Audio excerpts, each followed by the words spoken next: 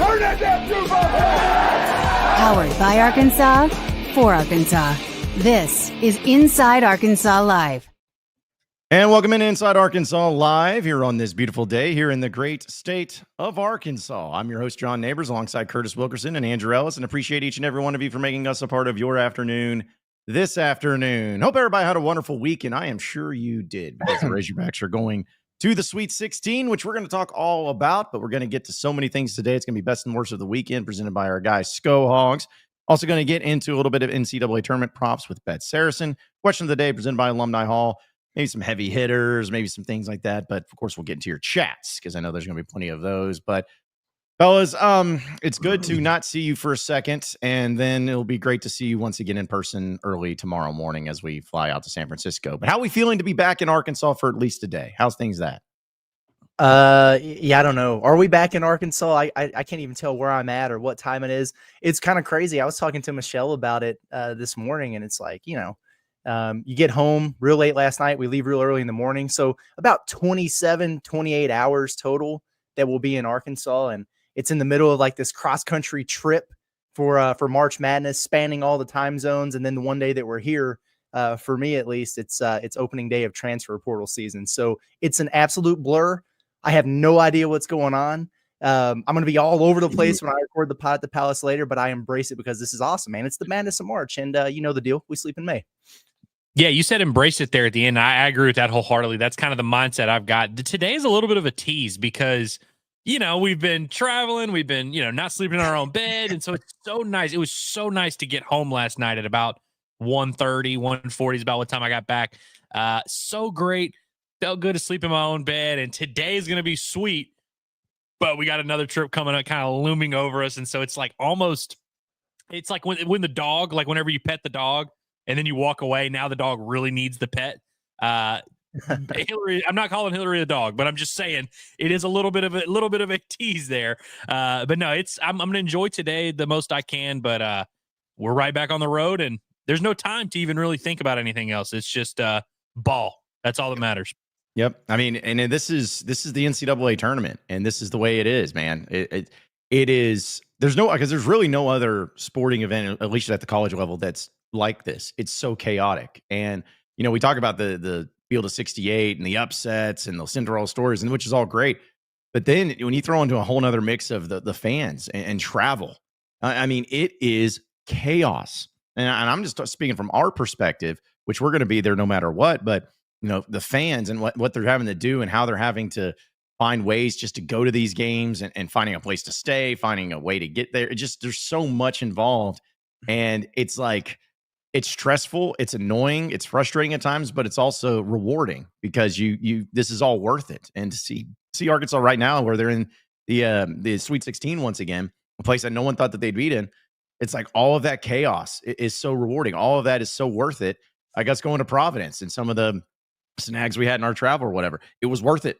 It was worth being up there. It was worth being there in the moment and seeing it all go down. So this is just the exciting part of college basketball is the tournament. But for the team that we talk about every day, to be one of the final 16 teams is just it's a very magical thing. And they're not done yet. And let's hope they're not done yet. Let's hope that they, we make another trip next week into a place called San Antonio. Like, we'd love to do that.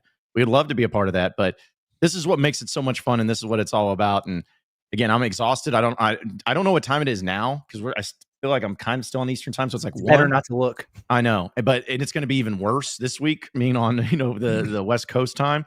So time is just an enigma. It's not going to exist for us, but it's all worth it because the Hogs are back in the Sweet 16. They're in the second weekend of the tournament, right where they belong. And it's going to be exciting and so much fun to hang out in San Fran once again this week. Yeah, man, I'm already having all the like the flashbacks and deja vu from a couple years ago when we did the East Coast to West Coast thing from Buffalo to San Fran.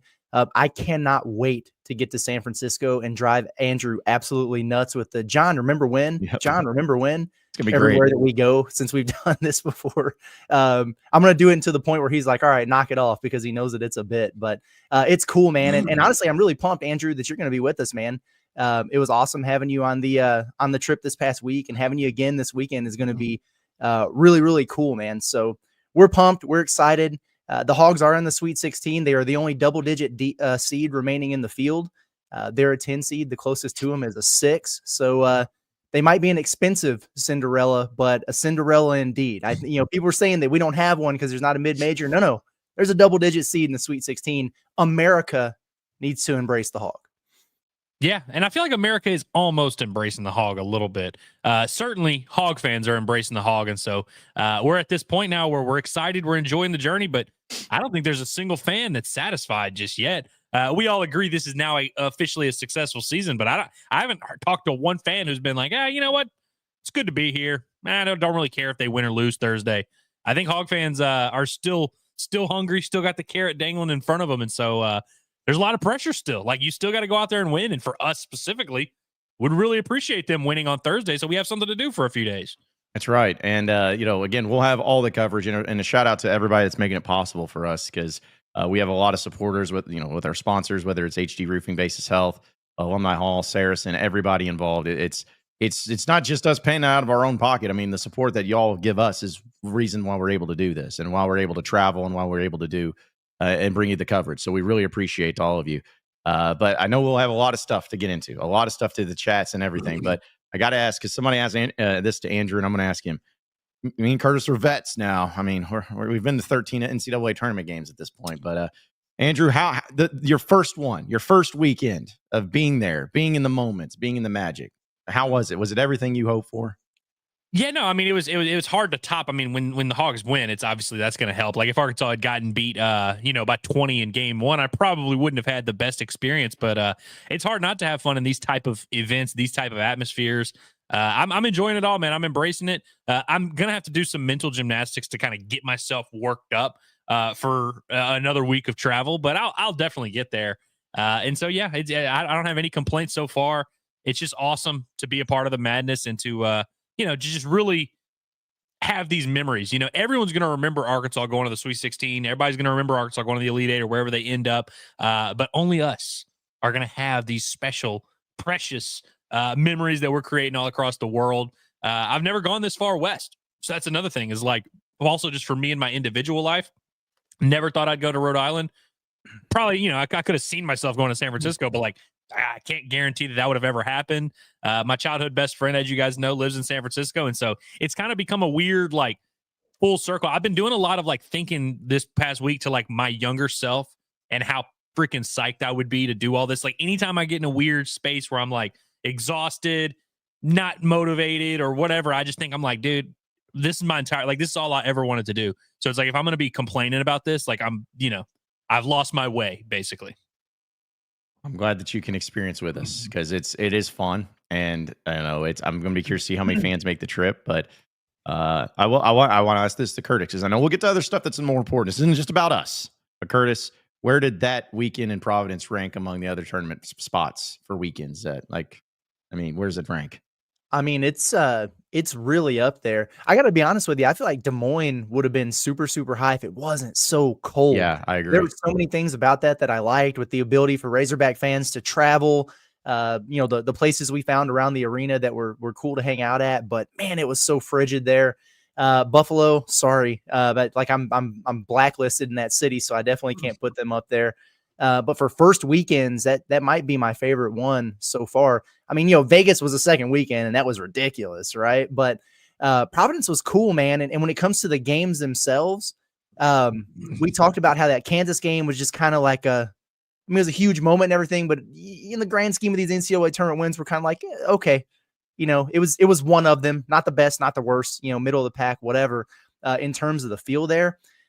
But me and Andrew were talking about on the post-game show on Saturday that St. John's win is right up there with the elite of the elite for me. I mean, given the obstacles Arkansas had to overcome, the hostile environment, the Calipari Patino factor. If it's not one for me, I think it's 2 behind that Texas Tech win to get them that Sweet 16 for the first time in so long. So between that game and just the vibes in Providence, the places that took care of us, Snookers and Union Station Brewing, I gotta lie, man, it wound up being a lot higher than I thought it would be going into the trip. Providence was pretty sweet. Yeah, I'd agree. And it also helps when, the winning comes with it. This is also because, true. Yeah, because we don't know what it's like. We don't know what it's like to leave in the first weekend. It's just not a thing. It's not a thing that we have ever experienced, and we don't plan to experience anytime soon. So, but yeah, it was a great trip. It's good to be home for at least a quick second. But as a reminder, folks, we're going to be leaving really early in the morning to drive down to Dallas, to fly out of Dallas into San Francisco. So just bear with us on tomorrow. All right. We're going to try to do a live stream for Inside Arkansas Live, kind of like we would have been doing, like a late afternoon edition whenever we get in and all of that.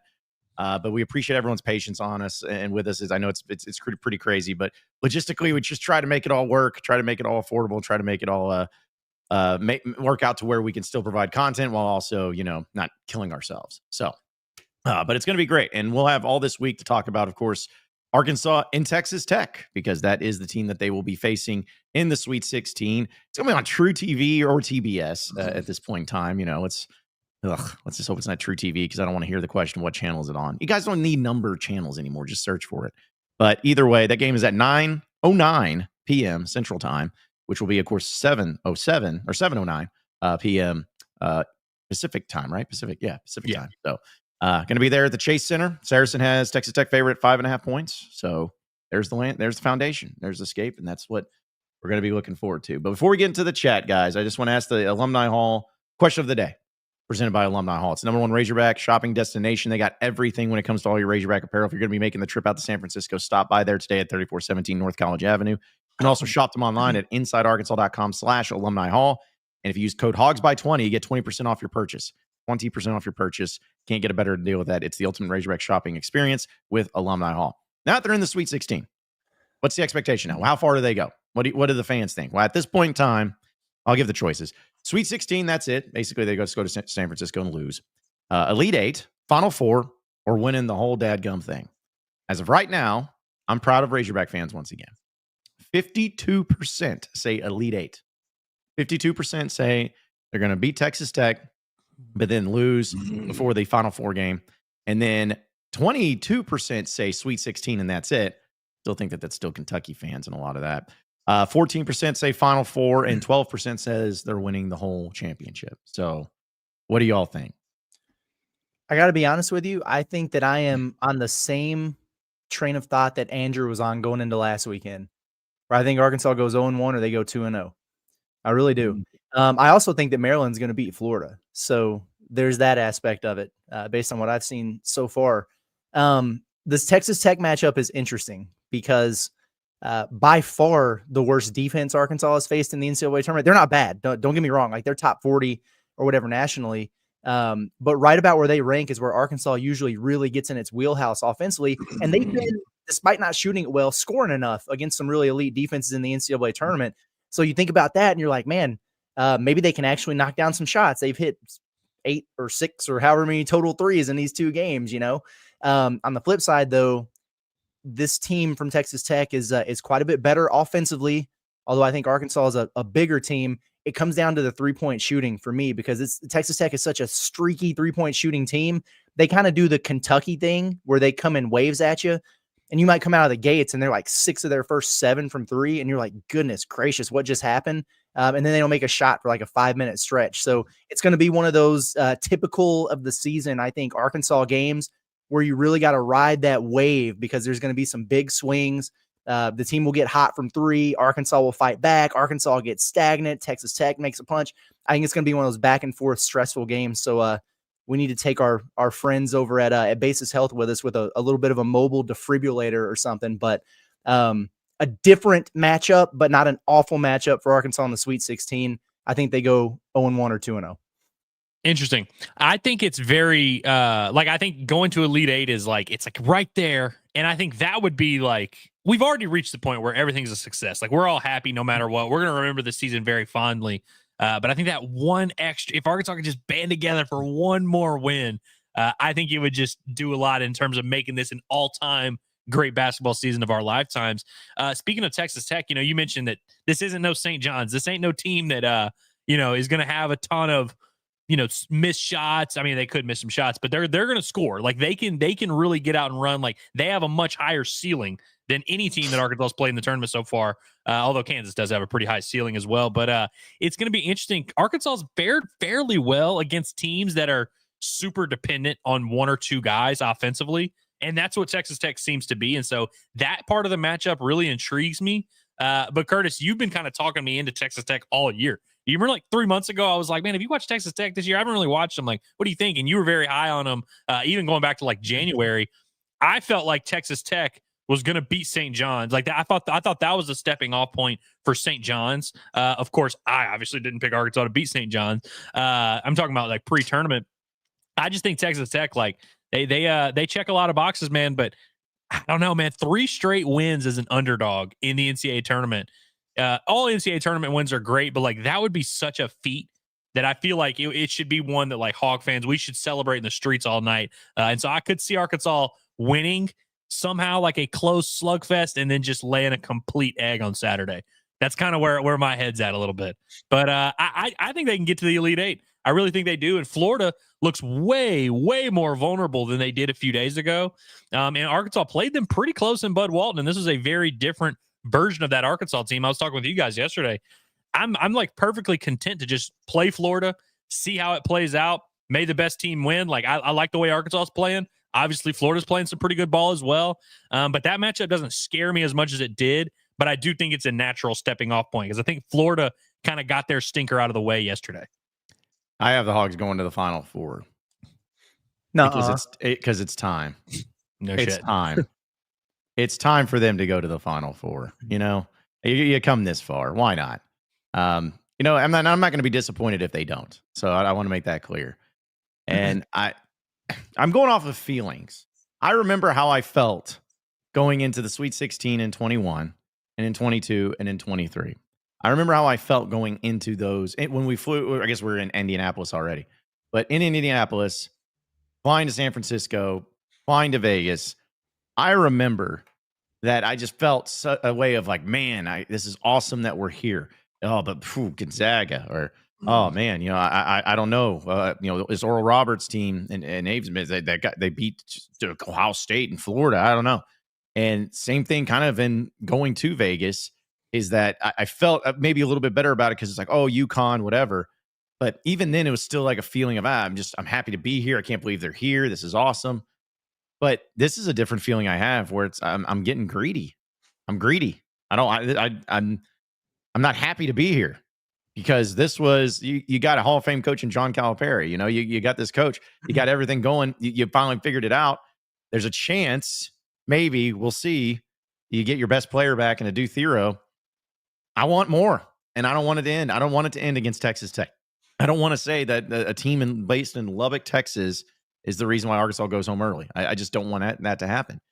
And, you know, if they end up facing Florida or Maryland, one of the two, I'm going to have the mindset of like, well, they beat St. John's, they beat Texas Tech, so why can't they beat these teams? You know, it's just that's my mentality. So I'm not going to be pissed if they don't make the Final Four, but I do believe it's time. This team has continued to defy all logic, all expectations and everything. So why not? Why not? Let's go to the Final Four. Let's go to San Antonio. I've never been there. You know, I hear they got a great river walk. So let's do that. They do have a great river walk, and Victor Wembanyama will be roaming around down there somewhere. So that could be a lot of fun. You mentioned Adu Thero. I think that's a huge part of this, John, because if we get to this game and we know that not only is Adu Thero cleared to play, but looks like he can actually provide some value out there, and I guess we'll kind of find out over the course of the next few days what that might look like. In my opinion, that changes everything in this matchup, literally everything, because Darian Williams for Texas Tech quite literally is Adu Thero. I mean, he does everything, and he's 6'7", 225 or whatever. They're about the same size, and he can go off and be the leading scorer for them, or he can be their leading rebounder, or he can be their switchable defender. I mean, they're the same player, and that dude is so valuable. And if you have Thero to match him, I automatically feel so much better about the matchup there. So an injury or not concern with Arkansas that we're looking at. And then Texas Tech has one too in Chance McMillan, who's their best guard.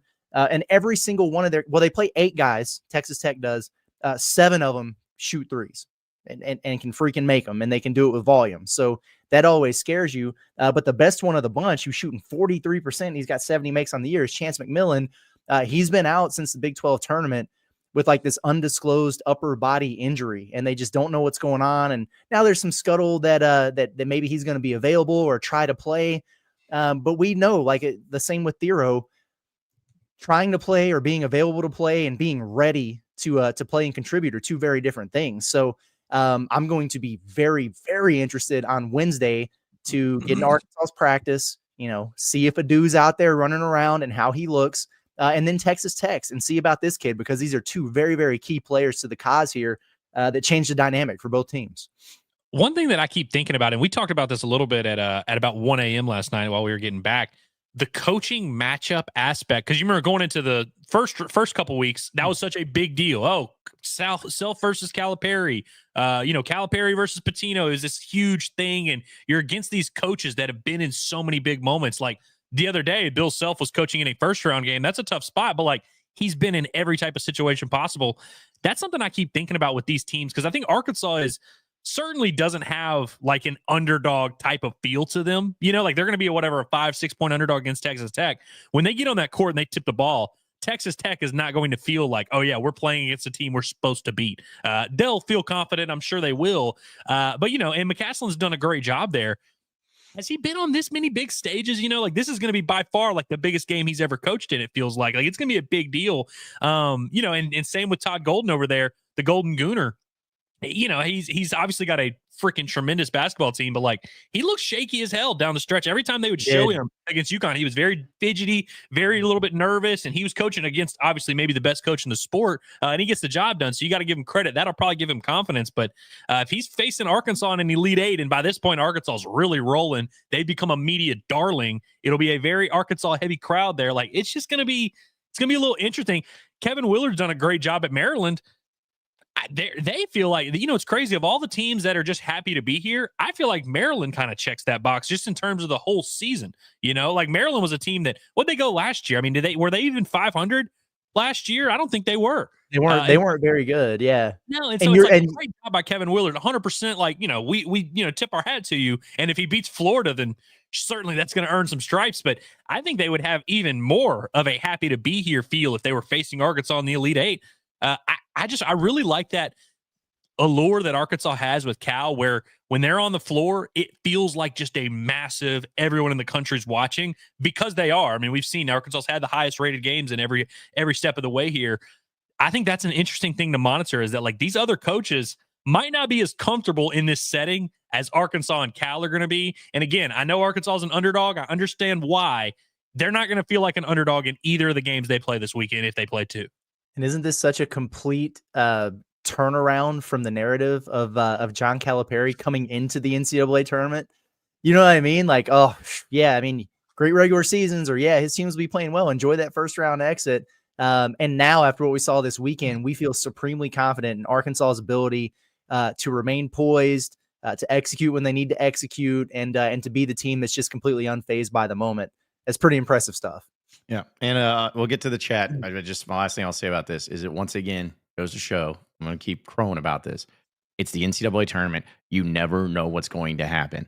Cal and, the Kentucky thing of him losing first weekends and all that, folks, again, it's not like he doesn't know how to coach or he forgot how to coach or anything. That's just the tournament, man. Just crap happens. It sucks. Missouri had one of their best seasons that they've ever had and had a huge turnaround, and they went home first round.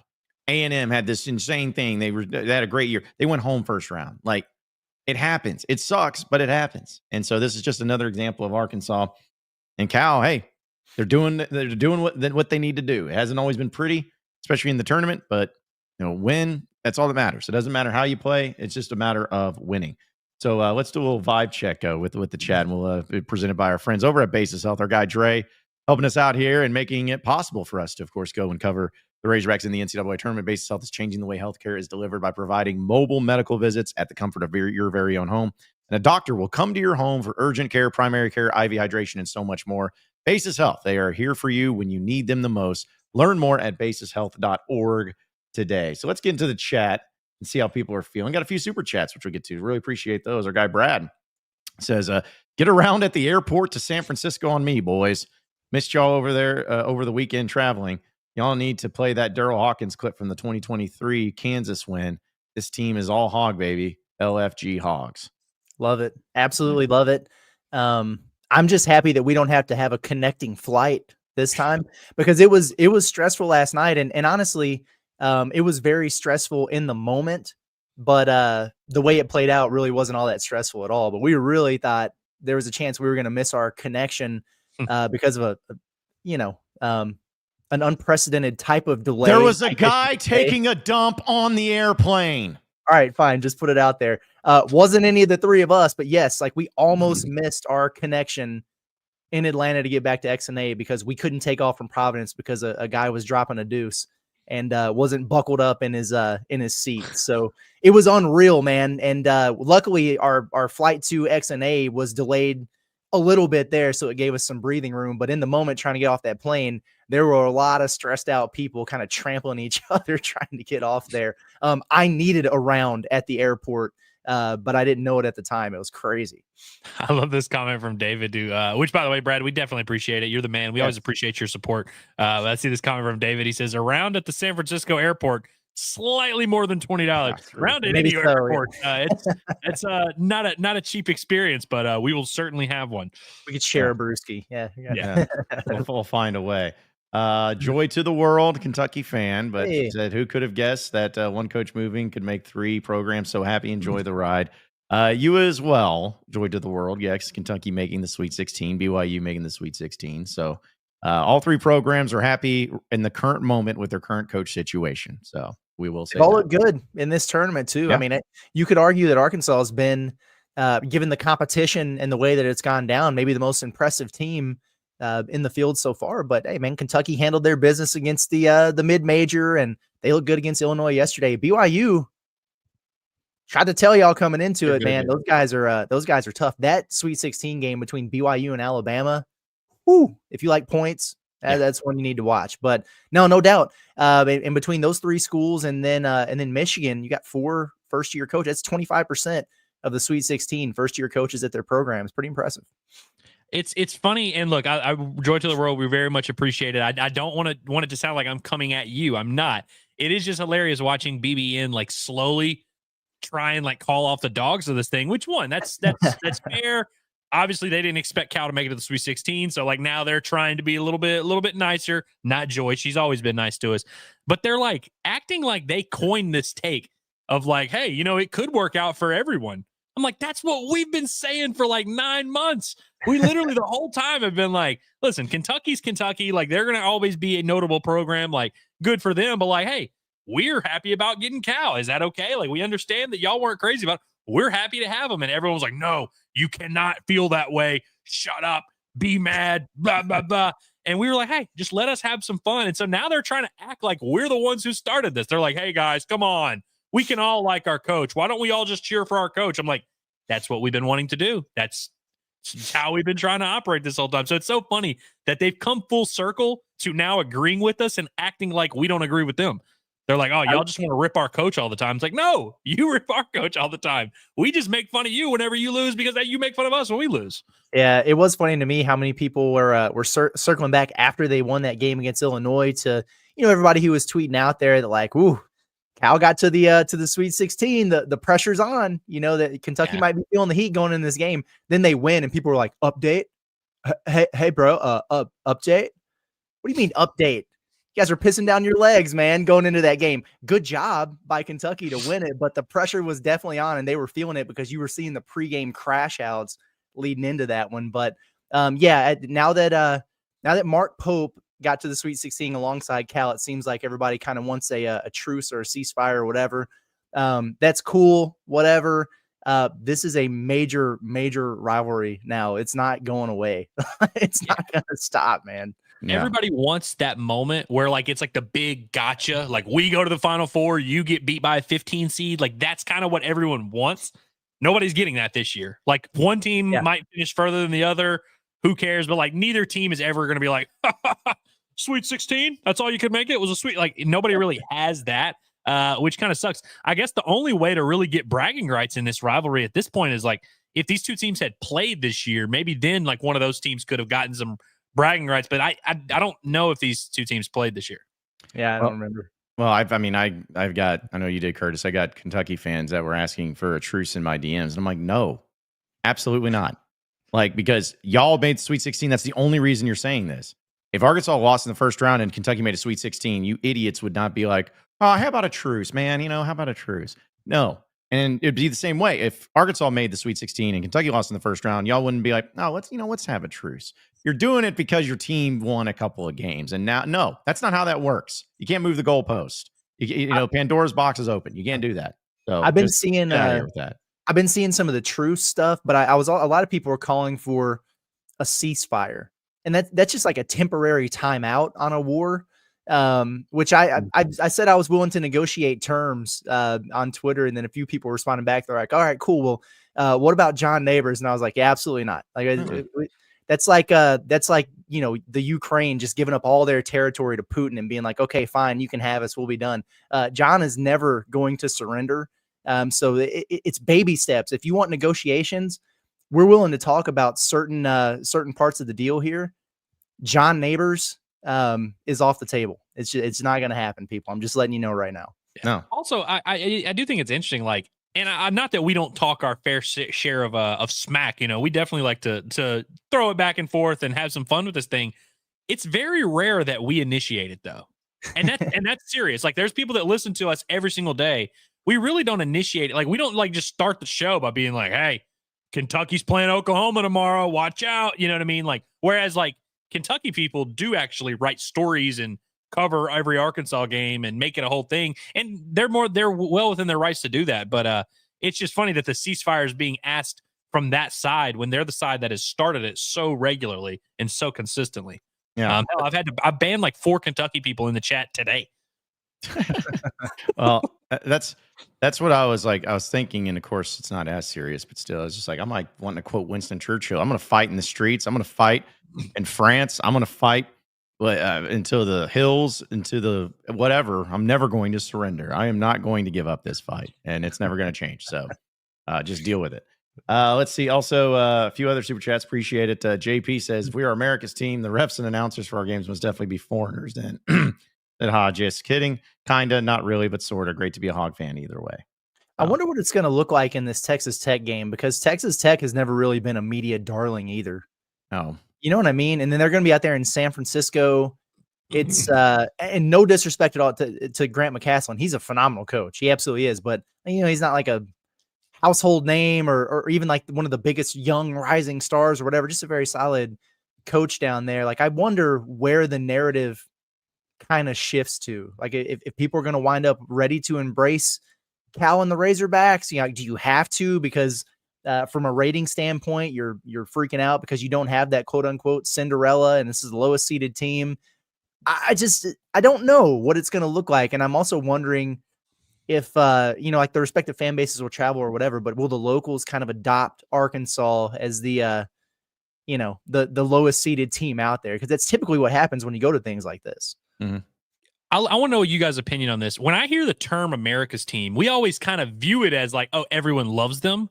But think about the teams that have been, I mean, the Dallas Cowboys are called America's team. They're like 90% disapproval, but everyone has an opinion on them. I think of being America's team just means that everyone's watching and everyone cares and everyone has an opinion. And regardless, Arkansas is going to check that box with Calipari. I mean, we've traveled all over the world. We have not talked to one fan base of any school that doesn't have a strong feeling about John Calipari. Obviously Kentucky, but like St. John's fans, they had a strong opinion. The people in Providence, the locals in Providence were like, "Oh, I love Calipari. Oh, no, I hate Calipari." Like, you just always have an opinion. And so it'll be interesting, Curtis, like you said, to see like what the vibes in San Francisco are like, because it's not like either team is going to have like a huge base of fans there necessarily. But I think the locals will probably just gravitate to whatever the coolest story is. And if it's not the Golden Gooner, it's probably Arkansas. You know, it's probably Arkansas and Coach Cal. And so I think you'll see a lot of that, people just kind of gravitating to where everyone's eyeballs are. And the thing that we know about anything is that the eyeballs are always on John Calipari, no matter what. They are that. Our guy Tommy says, heading out Wednesday, any idea on the team hotel? We appreciate the super chat. I don't know. I mean, I don't know for sure. I was trying to think of where they stayed last time. But I mean, that's the thing about Providence and San Francisco, like the difference. Like, Providence is a good sized city, but San Francisco has so many dadgum hotels that are really nice. So it's not like you can kind of limit it a little bit, but if we do find out, we can share that information and where the teams are going to be. But I've sent out a couple couple feelers to see exactly where they're staying at. Okay. I meant to do that yesterday with all the travel. I forgot to. So we'll see. And I think they're traveling today. They might be in the air now for all I know, but I'm pretty sure they're going there today. So yeah, as soon as we know, we'll let them know. We can share that with you. Also, a shout out to our guy Quinn says congrats and War Damn Eagle. So congrats to you, Quinn. Also making the Sweet 16. Good for you. Good on Auburn. That Creighton game was a test, man. That was a scary one, and they were able to get past that there. I know that Quinn knows it's not lost on him that I used my Inside Arkansas group bracket veto powers to take Michigan over Auburn. So I will have my eyes on this game closely, but I'm happy you're happy, man, and enjoy Atlanta. I was very impressed by Auburn in that game. That's the 1-8 matchup. Obviously, you're always favored, but like that Creighton team looked awesome in round one. They looked awesome at the beginning of that game. Auburn, I feel like, they had a little bit of a stench coming into the tournament just because they had lost 3 of 4. Is it fair to say they've at least removed the stench? I don't know if they're like back to playing elite of the elite basketball. Like they're not firing on all cylinders, but you could argue they're kind of back on track to be peaking at the right time. Did you guys hear Bruce Pearl talking about Chad Baker-Mazara? I did not. By chance. He only wound up playing like 21 minutes. He was kind of hurt. He took a fall and landed on his backside or whatever, and just not moving around real well. I guess I'm sure he'll be fine for the game this coming week. But afterwards, Bruce Pearl was like, "Yeah, he's got a bony ass. He fell on his bony ass," and so he was just putting it out there. And it's been really funny to listen to all the commentary about that. I was listening to a different national podcast. The On College Basketball guys were like, "Well, if he comes back for his 15th season of college basketball, he's probably gonna get a nice NIL bag, and he should just get a BBL. Yeah, that way he doesn't have to worry about that anymore." So, oh gosh, dude, yeah, well, that's the type of stuff that like these press conferences also like they've had some pretty good zingers and some pretty interesting quotes from people, and that's just another one that gets thrown in there. All right, yeah, we appreciate all these chats, folks. We got a ton of people watching in, which we really appreciate all of you. Yeah. This is awesome. Yeah. St. Luigi says, Hogs are playing on my birthday, March 27th. Okay. Nice. Most notably, the Hogs beat the Fab Five freshmen from Michigan on that same date in 94, defeating them on the way to the championship. Let's do it again. You're right, but it was the Fab Four that time because Chris Webber wasn't on the team. But still, your point is still made. But yeah, that'll be awesome, man. Sign me up for doing that again for sure. Yep. Wouldn't mind beating them. Let's see. Also, birthday. Arkansas says, not sure if you noticed this, Curtis, but since the Mississippi State game where Jonas had 21 points, Arkansas has the 13th most efficient offense on Torvik. Oh wow, no, that's interesting. I should have ran those numbers. I ran them back from February 1st again last night to compare Texas Tech and Arkansas, and Texas Tech's 11-4, Arkansas is 10-5. Arkansas actually, offensively, we hear about it all the time, how they've struggled and everything. But since February 1st, they're a borderline top 40 offense in the country. And that's solid, and they've been good, I thought, in the NCAA tournament after that Kansas win, I think it was. And then St. John's, which, like you didn't shoot that well or whatever. And, it's like they scored 100 points, but against that type of defense, it speaks volumes. At KenPom, Arkansas's offensive efficiency in the 2 games last weekend, it bumped up like 20 spots nationally. Like it really went up quite a bit. Kind of a different team. I mean, it looks different with Boogie out there, even if he's kind of been struggling to knock down his shots here. It just adds a different element. If you add Thero back to the mix, I mean, it's kind of a tough team to prepare for, man, because you feel like you got a feel for him, and then all of a sudden Boogie's back.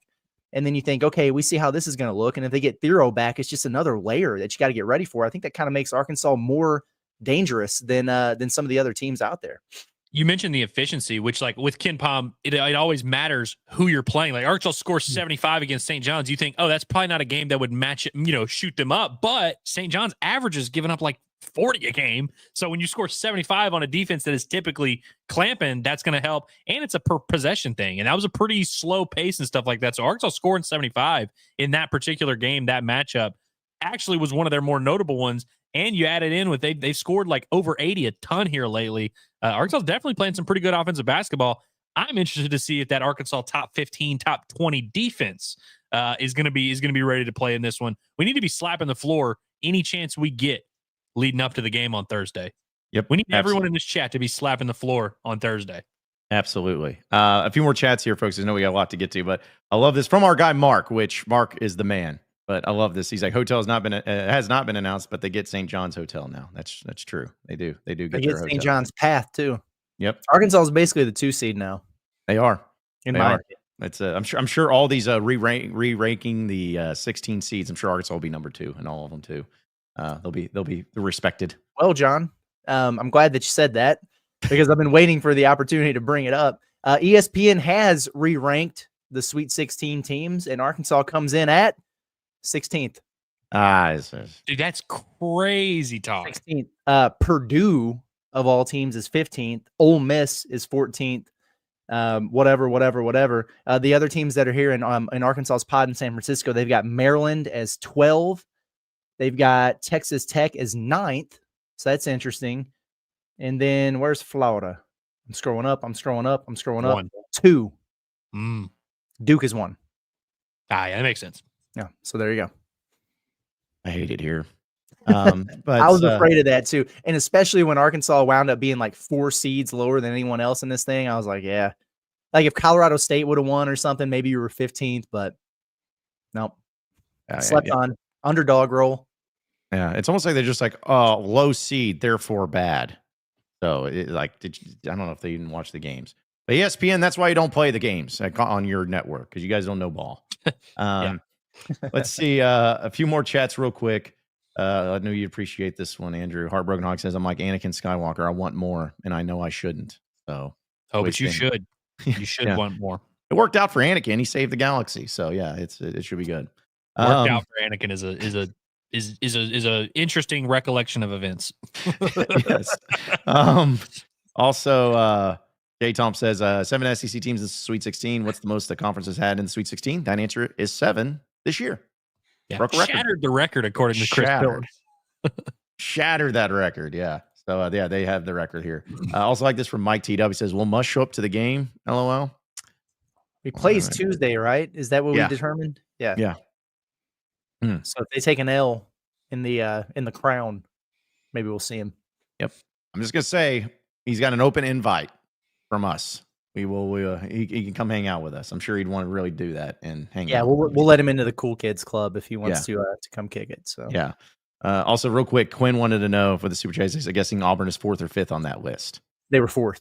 Yeah. And that makes sense. Auburn's getting disrespected too. Like, I got to be honest with you, a little bit. Not that Auburn's like necessarily look great, but like, I don't know, man. For like 90% of the season, we all agreed they were the best team in the country, the number 1 overall seed in the tournament. Like, let's give them some respect. Yeah.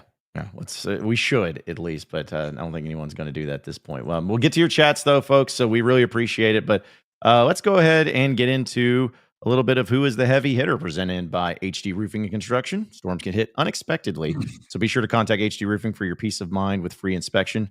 When you choose HD Roofing, you can rely on professionalism, top quality materials, and expert installation for all of your roofing needs. You can learn more right there at their website at hdarkansas.com, or you can call them today at 501-428-0429. Guys, as far as the heavy hitter for me, I want to give a shout out to of course, I guess if you follow me on Twitter, maybe you saw the story. This is not very sports, but Officer Joe. This story about this guy, Officer Joe, that I met up in Rhode Island in Providence, the most northeastern sounding guy. Anyway, long story short, he's a police officer up there. He went up not just to me, but to like every Razorback fan, apparently, that was there, and just wanted to talk about the Razorbacks, because he became a Razorback fan because he's a Cowboys fan, because his neighbor is a Cowboys fan, and they grew up and he loves the Cowboys. Of course, Jerry Jones, he said, I needed to have a college team to follow. So therefore, he started following Arkansas. Because of that, he says he's been to like all of the Southwest Classics and AT&T Stadium, which I felt bad for him. But he had done that. And he found us and on our streams and podcasts and on my Locked On, and he just gets it every day. And it was literally the nicest guy ever, and was very much a Razorback fan. And I wanted to give Jim just another shout out, because that was just such a cool thing. He was such a nice dude. And, when you go up there, you think you'll see Razorback fans that traveled, but you don't think you'll just see some guy who's like literally a native of that area and in Providence, and didn't go to the U of A or anything like that, but just became a Razorback fan because he's a Cowboys fan, because Jerry Jones, like it was all connected there, and he has been a lifelong fan. So Officer Joe's my heavy hitter. I wanted to give him another shout out. Really cool guy, really cool dude. And hopefully we see him again up there in Providence, or hopefully he gets to come down to a game in Fayetteville. That'd be really awesome. But he's my heavy hitter for the week. I love that. Yeah, that's big time stuff, man. Really cool dude. Cool story. And yeah, I enjoyed that while we were down there. So I absolutely love it. My heavy hitter, it's John Calipari, man. I mean, we know that Cal is a heavy hitter, but I think it's maybe going a little bit undersold how important last week was for Cal. Think about the PR turnaround that he just underwent here. You know what I mean? I talked about it on the Pod to Palace this morning about how much this has kind of helped Arkansas in terms of being real trendy now that we're into portal season. But, you know, like we think about John Calipari and you think about the big budget, you know, with NIL, and you think about the one and dones and the talent that he brings in. And, you know, a lot of people look at him and they've been like, he's a snake oil. So he's a used car salesman, you know, whatever. But how endearing has he become really over the course of this past weekend? Exercised some demons, and he did it with like the ultimate flex ever, beating 2 Hall of Fame coaches in Bill Self and then his arch nemesis, Rick Pitino. He really has kind of embraced this underdog role, and you're seeing, you know, just this side of him that he talks about, but now you're seeing it come through organically because he's always like, oh, it's about the kids. This isn't about me, whatever. And sometimes you can hear that and it's like, oh, whatever, it's coach speak. He's saying it, but he really does embody that stuff. And to see the reactions of his family, you know, his wife and daughter who were so emotional, and he was able to give them both a hug and a kiss there after the game. That was really cool. And then who would have thought John Calipari would be the guy just getting super soaked in the locker room, you know, the water bottle showers and everything. And he's just enjoying that, man. And you know, he talks about how rewarding this season has been for him and everything. And I just think it's really, really cool to see kind of the turnaround here for Cal. A lot of people who were yapping, who've had to backtrack and give that man his flowers, which is well-deserved. And then good on him, because if it was me, dude, I'd be taking the ultimate victory lap. I would have kept receipts. I'd have been calling people out. I'd be insufferable, but he's not doing it. Anytime he gets the opportunity, he's like, yeah, you know, this is cool. We want to keep advancing. I'm so happy for the kids. This is about the kids. And he really, truly does believe that. So Cal, you're my heavy hitter, man. Good on you. I was proud of the kids. I thought they played hard. He learned that from Sam. We've got Officer Joe. We've got John Calipari.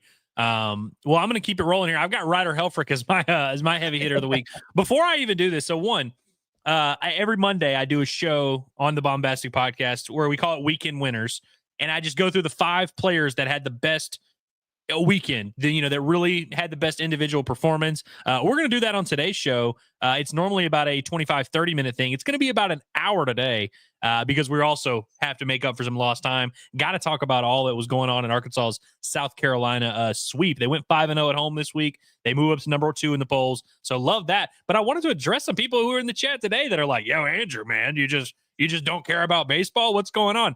You know who doesn't care about baseball?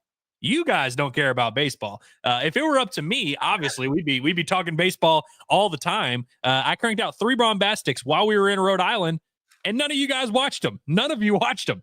We have the numbers. We have the analytics. You did not watch them, which is obviously fine. Like, it's basketball season. It's March Madness. That's what we're all here to do. But I just wanted to address, I mean, like, I saw Ty. He's like, Andrew, the lack of baseball talk is crazy.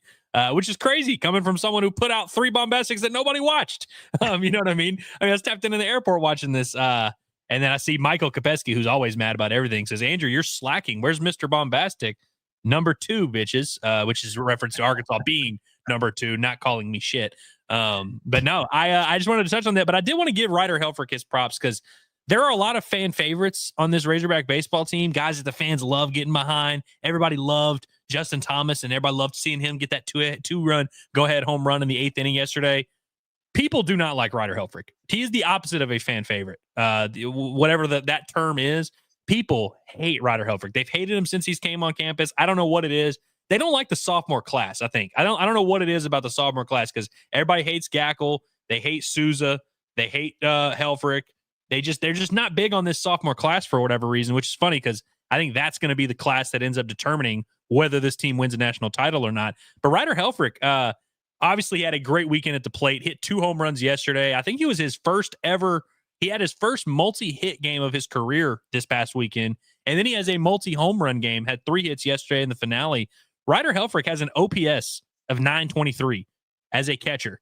He hits for a lot of power. His slugging's over 500. He draws a ton of walks. His batting average is now at 270 for the year.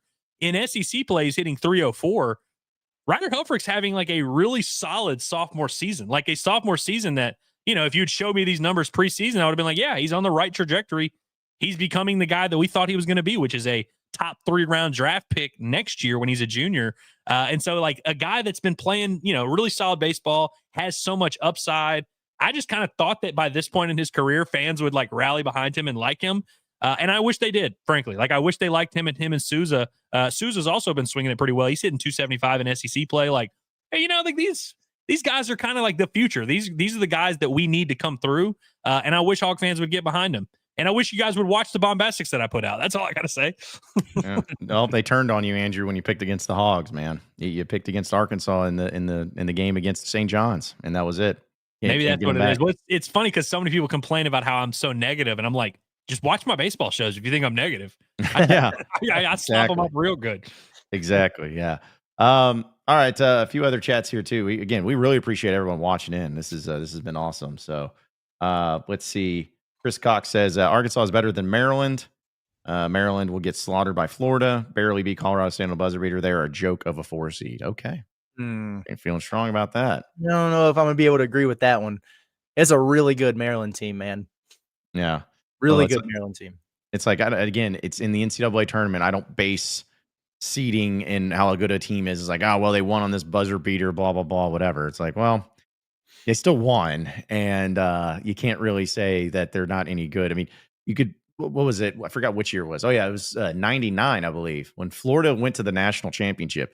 People forget they won on a buzzer beater first round against a team called Gonzaga. And everyone's like, oh, man, they barely beat Gonzaga. Well, they went to the title game. So sometimes it's just about those games and everything. Yeah, I don't think you can take those into those moments. When you've got a front court like Derek Queen and Julian Reese, two guys that are, 6'9" or taller and 250 pounds or heavier, who are able to do the things that they're going to do, surrounded by 3 guards who have all hit over 70 3-pointers and are 40% 3-point shooters, it's pretty good. Yeah. Not bad. And when you get to have a cool nickname like Crab 5, it's you got to have something going on over there. I'm not saying Arkansas couldn't beat them or they couldn't hang with them or whatever, but I don't know if it's a joke of a 4 seed. They're pretty good. I was thinking about that earlier when we were talking about Michigan, how Arkansas beat Michigan and it was the Fab 4, not the Fab 5. But if Arkansas beats the Crab 5 on their way to the Final Four, I feel like that'd be kind of poetic. I agree. They're not. They got their stinker out of the way. Although we all agree, Colorado State's a team that everybody loved coming into the tournament. And so, beating them by 1 on a buzzer beater, I could see how that'd be a knock, but it's like, I don't know. I don't think Colorado State's a bad team at all. They were favored in their opening round game. Yeah. By the way, this is probably going to be a very stupid question, but you say the Crab 5. What's the Crab deal? Like, what's that from? Maryland. Maryland. Yeah, but they're the Terrapins. Yeah, but Maryland's like the crab home of the world. Like it's like a northeast by the ocean. I think that's confusing, and I think that's poor branding. You're either a turtle or you're crab. You can't go with both. All right, they're too close. You got to be a turtle or a crab. You're either a turtle or a crab in this life, man. That's it. You can't have both. So, because I kept hearing crab. I was like, and I know that it's known for crab over there, but I was like, I don't know, find some other word to use for turtles or something. I don't know. It doesn't matter.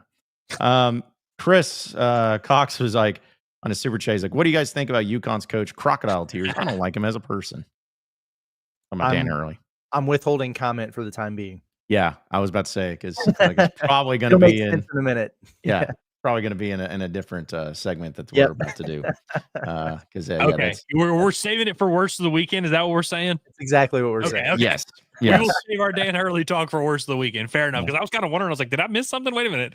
But okay, yeah, we'll talk about him later. I'll tell you what, why don't we just, since it's there, we're there. Let's just go ahead and jump into it. Let's get to best worst of the weekend presented by our guy, SkoooHogs, Logan, who's also been very helpful in our trip and everything going to San Francisco this week. So looking forward to being there and to seeing Logan and seeing so many of you Razorback fans who are going to be making the trip. But we'll start on the best note, positive note, and then we'll go into the worst, because it sounds like a lot of us have some of the similar things going on there. But the best of the weekend to me, at least one of them, was the SEC, just because there was so many people I felt like that were really wanting some reason to be like, the SEC sucks, the SEC's trash because of, Missouri losing and A&M losing and not looking overly. Andy, who cares? Yeah, Vandy and Mississippi State and not looking like overly impressive in some of the other games. It's just they immediately jumped on and be like, oh, the SEC best. And then it ends up being, well, they got pretty much half of the Sweet 16 teams.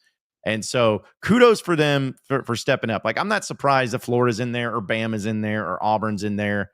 I am surprised Arkansas is in there. I think most people are for that stretch. But even a team like Ole Miss, I mean, didn't think that, didn't know exactly how legit they were, but they took care of business, man. And Chris Beard, we all know he's a great coach, but go out there and just curb stomp Iowa State.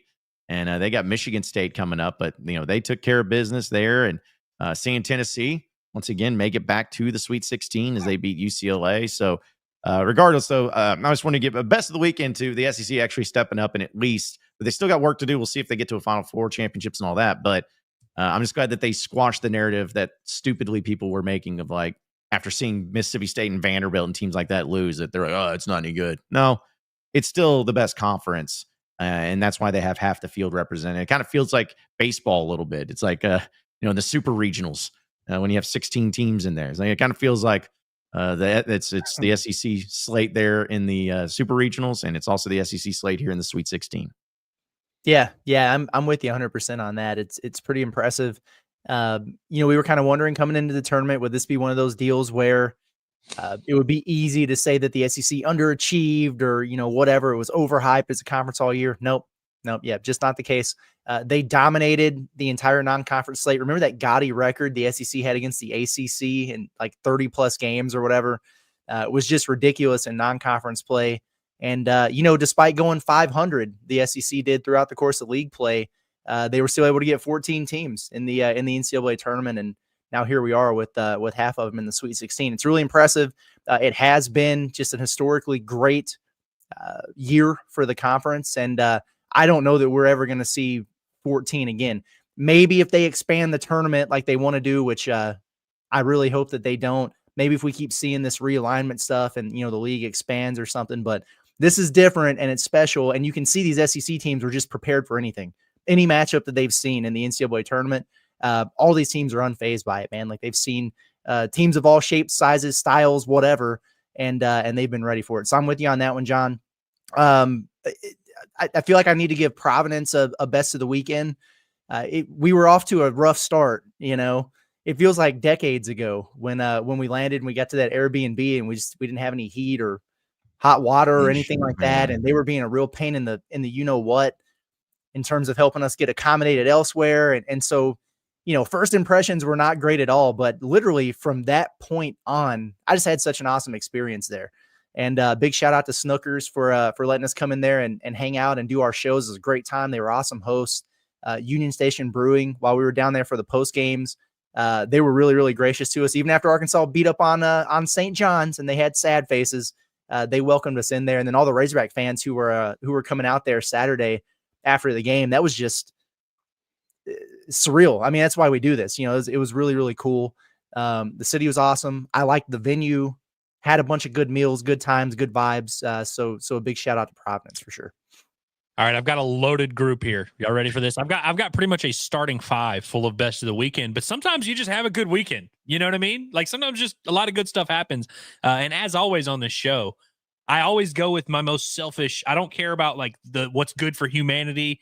I'm worried about what makes me happy in my life. Surprisingly enough, I did not get any videos of my nephew or nieces. None of them. No baseball action. I'm sure they were playing, but I did not get any action of that. But first and foremost, I got to go with the Providence. I mean, I just love Providence. I didn't expect to love Providence. I kind of, figured it was a decent place. I've always loved Providence basketball. Like, they're just one of those teams that I've just kind of cheered for over the years. I just shout out to JT Hazelwood, who loves the beer and hot dog deal that they always have there at the pavilion.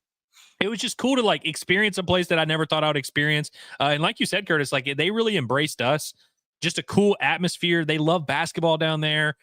Just could not have been a better setting, in my opinion. Like, I never thought I would say that. Could not have been a more ideal situation for us this weekend, other than the travel getting there, travel getting back. I really had a great time in Providence. Like, I don't know if I'll go back, but if I lived in the Northeast, I would be butchering my children. Like, I'd be like, hey, go to Providence. You got to go to Providence. Like, I'm not paying for your school anywhere else. Go to Providence. It just seems like a cool place to live, and like, it seems like a cool place to visit. I don't know if I would really necessarily want to live there, but to go to school there, visit there, seems pretty nice. Of course, I've got to go back to the diamond for just a second and just point out Arkansas got a huge sweep, outscored South Carolina 35-9. I wanted to just do a re-update. Pretty much every Monday on the show, I'm going to continue to like show off the numbers a little bit of just kind of where Arkansas's offense ranks, because that was the big question. Like, among anything else, like if I told y'all preseason, I'm like, look, who cares about Arkansas's record? If there's any like numbers that you need to see, you probably would have said, well, I need them to score runs. I need them to hit more home runs. Need them to be up there in offensive categories. They've been doing it, man. And like, look, the sample sizes are still not massive. But as of today, in overall numbers, Arkansas is still second in the SEC in batting average, third in the SEC in slugging. They're fourth in overall scoring. They're third in home runs. They're across the board a top 5 offense, no matter where you look, no matter what metric you want to use. Arkansas is one of the best offenses in the country, and definitely one of the best offenses in the SEC. In SEC play, actually, Arkansas is hitting 366. 366 in SEC play. The next closest team's hitting 326. Now, of course, Arkansas has faced a couple of shaky pitching staffs. These numbers will stabilize a little bit, but they just have a higher ceiling than we've seen these last couple of years. I mean, these last couple of offenses, you know, even if they were playing, I mean, even they played Missouri to open up SEC play last year and swept them. And I think they outscored them like 12-4 or something like that in the series. Like, it wasn't this. And so it's cool to see them kind of open up a can on some of these boys. Softball. I want to give softball their shout out as well, because I've been hard on softball. I was very disappointed when they started 1-5 in SEC play, right as I started to give them some love and kind of note them on the show. So when they play poorly, I'm going to be hard on them, but I'm also going to be nice on them. They won a series officially on the road at number 7 Tennessee. And it's the kind of series that I'm not going to say they needed to win, but I mean, you were 1-5 in SEC play. A little bit disappointing, kind of got the wind out of your sails after Oklahoma sweeps you. You go on the road and earn some respect at Tennessee. That's big time stuff. They're going for the sweep tonight at, I believe, 6 o'clock. Next weekend, they play a pretty bad Kentucky team. Should be a nice sweep at Bogle. Then they go on the road and play a top 5 Florida team. And so back on the horse for Razorback softball, both baseball and softball. There's just a lot of good teams in the SEC, just like basketball, how you got 14. Like, the SEC is kind of just that conference, man. And like, they've always been that for football. And really baseball as well. But like, no matter what, I think that's what's cool about watching Arkansas athletics is you get to see them tested against the best competition in the entire country. And so it's always fun to see. And it's nice to see the Diamond Hogs up there at number 2 again. Perfect Game even has them at number 4. How about that? Yeah. Hey, listen, it's just starting to have no more excuses to rank them lower than that. But real quick, before we move to worse, I do want to give another best to a guy by the name of Brad. And he's a guy that had actually was one of our chatters and messages in on us a few occasions and whatever. 68-year-old guy. I'm not going to give too much info of him, but 68-year-old man, and didn't really know how to do like super chats or anything, but he just wanted to give a donation to us. And you know, I said, well, if you have, we don't have to have one. You know, we don't need that or anything. But if you want to, it's I gave him a PayPal just for my PayPal account. And again, I'm not even going to say the amount, but just blown away. Like, I was not expecting that. We weren't expecting that. And I wanted to give him a shout out because, again, this the best mainly is I'm using that as another example of, like, you know, us doing what we're doing and being able to do what we do. Like, we have great sponsorships with the companies that we've loved partnering with and everything. And, you know, they are the ones that keep us going and keep us able to do it. But the amount of generosity that we have received from just individuals and fans and you, the listeners, whether it's super chats, our guy Mark Arnold and what he gave us. I mean, it's overwhelming. And so I just wanted to give another shout out to all of you individuals who have supported us, whether it's $2 super chats or even just coming up and saying, hey, we love what you guys do. I mean, that is awesome. And for us to be able to do what we're doing, and you know, it's one thing to dedicate your time to us. It's one thing to dedicate your I guess your attention to us as well. But to dedicate, to donate your own hard-earned money to us that's just crazy in the greatest of ways. But I just wanted to give everybody and all you individuals out there a shout out who has done that for us, because it's again awesome, and thank you, because that's why we do it for y'all. We do it for y'all, and that's what we want to keep doing it for y'all. So I want to give a shout out. Razorback fans are goated. At the end of the post game show on Saturday, we ended with one of our super chats, and basically the premise was, hey, we appreciate you guys because basically for those who aren't able to go to things like this, you make us feel like we're there. Yeah. And that was the coolest thing that I've heard anybody say. And you guys say a lot of cool stuff, but that's literally exactly what we're trying to do. Like, that's what we're going for when we're able to go and travel to these things like this. For those who have to stay home and work, man, and take care of the bills, or can't afford the travel, or, can't work it in their schedule, or you got family, obligations for a million different reasons why people just aren't able to, pack up and go to San Francisco for a week or whatever. If we can at least do our part to share those experiences, whether it's, what we're doing in the locker room, or walking around with selfie sticks and showing you San Francisco, or going to different places and doing shows, that's exactly what we're going for. And to see somebody say that they are getting that experience, that made me feel really good. Yeah, it's always cool to see the support. And I mean, just like you said, John, even if it's just someone being like, hey, man, like your show, like that alone, like that always makes my day. Like if I ever get that.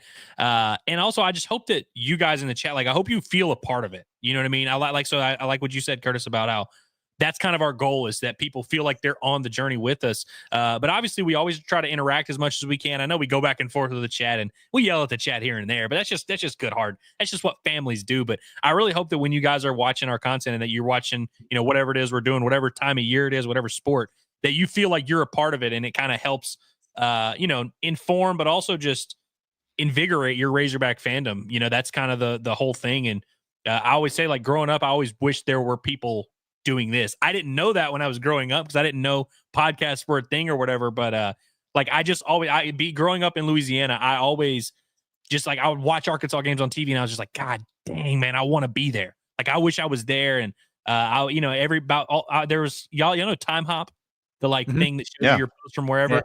Every June, a post comes up on my Facebook where I'm like, man, if there's anywhere I could be in the world right now, it's Fayetteville, Arkansas. It was because it was a regional for baseball, of course. But it's just like, I always wanted to be a part of it so bad. And so I hope that we are able to kind of give people that, and that they feel connected. And it makes your experience as a fan better, man, because that's really all we're trying to do here. Is we're all fans at the end of the day. We all love the sport. We all appreciate it. And we just want to feel a part of it. It's one thing that the school you go to, they win a game. But if you're invested like this, and you're a crazy fan that's watching throughout the week and know all the players and all that, I feel like it just makes your experience better. It means way more to you than it does to just some random alumni who's got his name on senior walk and doesn't watch any games, Yeah. And that's something I got to remember, because I know we'll really kill the vibe and get into the worst of the weekend. But it's like the one thing I just got to remember myself, like when I was going through my, I guess, emotions with the Airbnb and the heat being out, and the frustrations of me just wanting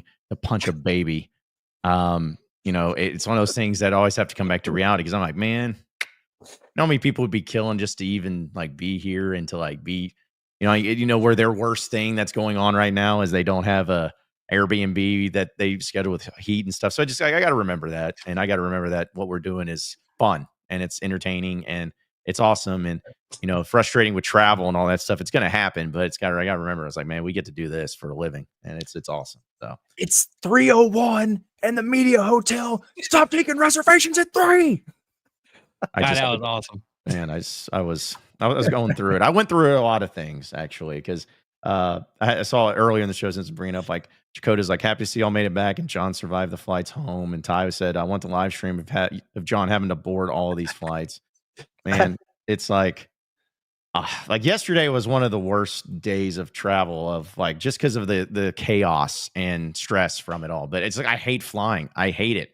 There's not many redeeming qualities of it to me, and I just hate it. So, well, and there were other Razorback fans who were on our flight that had similar experiences, and as it turned out, looking back at it, everything was fine, and we wound up making our connection with a little bit of time to spare and everything. But in the moment, it was super stressful, because we knew we had plenty of time for our connection. Like the layover was like, an hour and a half, whatever. Coming into it, we're like, all right, great. And then there's a half-hour delay for the flight, but it's like, all right, yeah, cool. We still got plenty of time. Then we get on the plane, and they do their little security, or safety talk or whatever. The plane just shuts off. I've never been on an airplane that just turned off. Engines down, lights go out, and the flight attendant standing right next to me, and I just hear him go, "Oh, that's not good." I'm like, "Yeah, guy, we really wish you wouldn't have said that. We get it. What if the plane just turns off while we're in the air? I don't know." But between that and the guy dropping a deuce, and so we knew it was going to be a tight connection. And when we land and get like service or Wi-Fi or 5G or whatever back, then John gets the notification, and we thought that our flight had been canceled because, but it was like suggesting, because we were running so far behind, like, hey, maybe you want to take this first flight out the next day. We saw it and we thought, like, hey, just put us on a different flight at 8 a.m. So we're like, what the heck? We got to sleep in the airport. What's going on? The whole thing was crazy, man. And then we were at a different gate and we had to get to a different terminal. So we had to take the tram, and a lot of people were running with us. But in the moment, it was super stressful. In hindsight, it was like, yeah, we were fine. Yeah. If y'all want to see me bored, don't see me bored in a flight. See me running as fast as I can with like 58 pounds of podcast equipment strapped to my body and trying to run up an escalator that's moving. Yeah, that's the good content you need to watch. Can we talk about the stair thing? Sure. John really likes to run up stairs. I don't know what it is. It's like, we'll just be like kind of walking around. I mean, because like in the context of that, it made sense. But John really likes running upstairs. And it kind of throws me off every time. We'll be like walking around downtown Providence, and then we get to, a little walkway or whatever, and he just starts sprinting up the stairs. And I'm like, oh, shit. The place we were staying at, we had to walk upstairs the whole time, and they're the loudest stairs possible. And so it's just interesting. But watching John do it at the airport with the escalator that was moving, that was hilarious. Oh, yeah, man, he was getting up there. My calves were knocking burning. over children and stuff, dude, hitting women in the face. It was funny. Yeah, that's happened, dude. What's funny is that y'all are the first ones that's ever noticed that, because I feel like maybe I'm the only. That's the first time I've ever run on stairs in front of somebody. I guess I don't know, but I've always done that. I don't know why.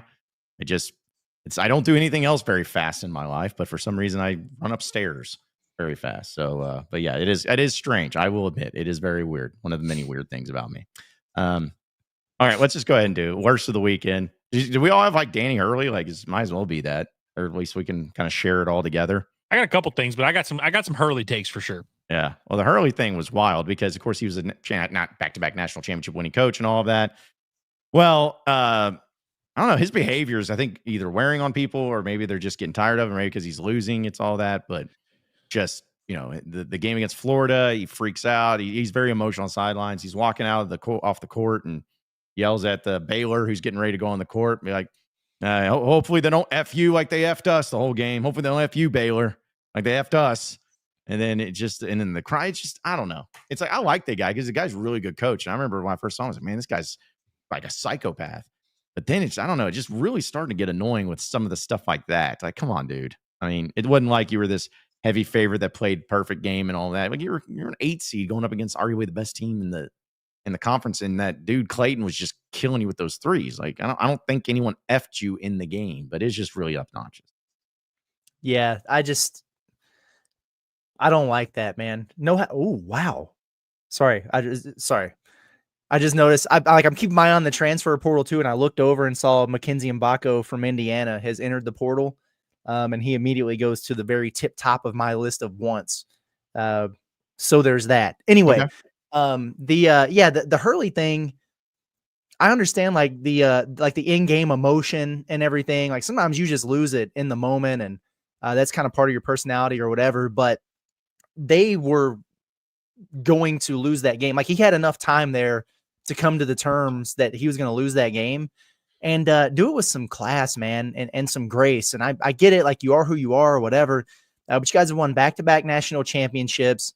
You're all about the culture of the program and all this stuff. And you're kind of you're supposed to be the example for what teams are trying to be. And then to be coming off the floor after a loss like that, no disrespect, like it's Eric Musselman stuff. You know what I mean? Like that kind of thing really rubs me wrong. And you got another team that's getting ready to go out there and play in a huge game. And you're walking off the floor and, dropping F-bombs and hope you don't get screwed. I mean, come on, guy. I just thought it was a poor look and poor taste for a dude he really is one of the best coaches in the game, but he's got to get his emotions under control a little bit more in those situations, man. There's a time and place factor there.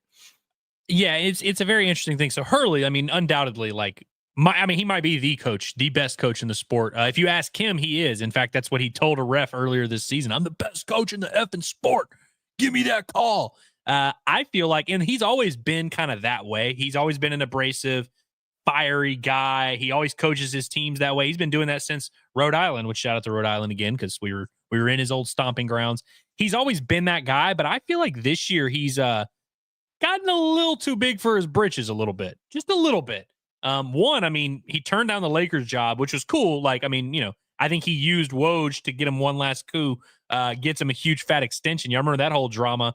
And I don't know if maybe like that plus the back-to-back national championships, I don't know, but he's been like particularly like weird this year. He's yelling at players, yelling at his own players, opposing players, yelling at refs, yelling at fans, trying to fight people. Like, he's just had a very like, I don't know. I feel like he probably feels like he's untouchable, which he kind of is. But it is kind of weird to see him like really hamming it up big time. I have no doubt he will probably bounce back and probably have UConn very, very good next year. But it was cool to see him get a little bit of some humble pie. He had a little, it definitely was a little mussy, that whole hope they don't F you like they F'd us thing. Like, that was something Muss would do, like 1,000%. And look, that's, by the way, that's what drives these guys. That's why they're awesome. You don't get to be Dan Hurley's position by just being a nice guy, but it is kind of, like there's a line, like have some type of decency and respect somewhere along the way. Just like everything else, though, it's like if you're winning, it's all good. People will eat it, but once you start losing, and it becomes a problem, just like everything else. But yeah, I don't know, guys. I don't know what y'all are talking about. I've never seen Muss have any sort of negative reaction after a game like that. Come on now, I've never seen that. He's never dramatic. Come on. So, anyways, one of y'all, he usually does it without staying off, without being on the camera. Like every now and then he'll get caught or whatever. We just have kind of witnessed it, yes. in the tunnel, like we've seen it. But like Hurley knew that the cameras were directly on him and everything there. And that's, so it's a bad look. Yeah. All right. What else you got for worst of the weekend? Anybody? I've got a little something. Curtis, you have something first? Not really. I know a lot of people are upset about the NCAA tournament being so chalky. I don't know that I necessarily care about that much, but I will say I'm a little disappointed that we don't have the true Cinderella. You know what I mean? Like the true 12, 13, 14 seed, whatever, that made it to the Sweet 16. And because we've had so much of that here the last couple of years, it's always nice to have one. And I think it's the first time in a while that we haven't had that. So it takes a little bit away from it for me. It's kind of crazy that the Sweet 16 is comprised of 4 conferences, with one of them having nearly 50% of the field, and it's all the power leagues there. But I thought about that for a little while, and I realized I'm not too broken up about it, because there's something to me that, I don't know, it makes Arkansas a little bit more endearing, I think, to people, that they're so far behind in the seeding than everybody else. But other than that, not really. My vibes are a little bit too high to have too many worse. Well, I've got a couple. Both of them regarding the state of Texas and their men's basketball programs. One, just want to poke a little fun. I know we try and be classy here on the show, but A&M, Wade Taylor, 4 for 15. That's how his career was going to end, one way or another. All-time leading scorer in A&M basketball. And I said earlier in the year that I feel like the fans probably don't like him. They pushed back against that. I think they know deep down they don't like him. Yeah. But I also want to just say, Rodney Terry, who I've been hard on, nobody had a worse weekend than Rodney Terry, in my opinion. Well, and also, I guess it was Tuesday or Wednesday that he loses to Xavier in the first 4. Texas kind of went on a run there in the SEC tournament, choked against Oklahoma in the regular season finale. That's ultimately what I feel like put them in danger and probably cost Rodney Terry his job. You lose to Xavier, and then the school hires Sean Miller from Xavier like minutes after you're fired. that's like brutal. That's like taking your girl out to dinner and then some guy comes out there and like tries to approach her and kicks your ass and then she marries him. You know what I mean? Like that's really like that's brutal. And I've been hard on Rodney Terry. I thought it was weird that Texas went with a 3-year interim coach. Like that was a little bit bizarre to me. That'd be like if Arkansas just kept John L. Smith for multiple years. But you knew they were eventually going to make a move. It just is tough that it happened in this context, and that the guy who beats him and puts the nail in his coffin, the nail that they couldn't find for Cal's coffin. The guy who puts the nail in your coffin is the guy who's sleeping with your wife. Like it's tough, dude. Did we lose John? Did we lose John? Is John frozen? Did this actually happen? Dude, it feels so good to be on the other end of this. This is unreal.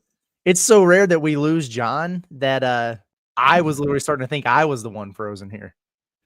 Yeah, I mean, I'm all like, especially because this is the first time I've been back in my house for a long time. I've been sweating bullets about it all week where I'm like, oh, dude, I'm going to get back here.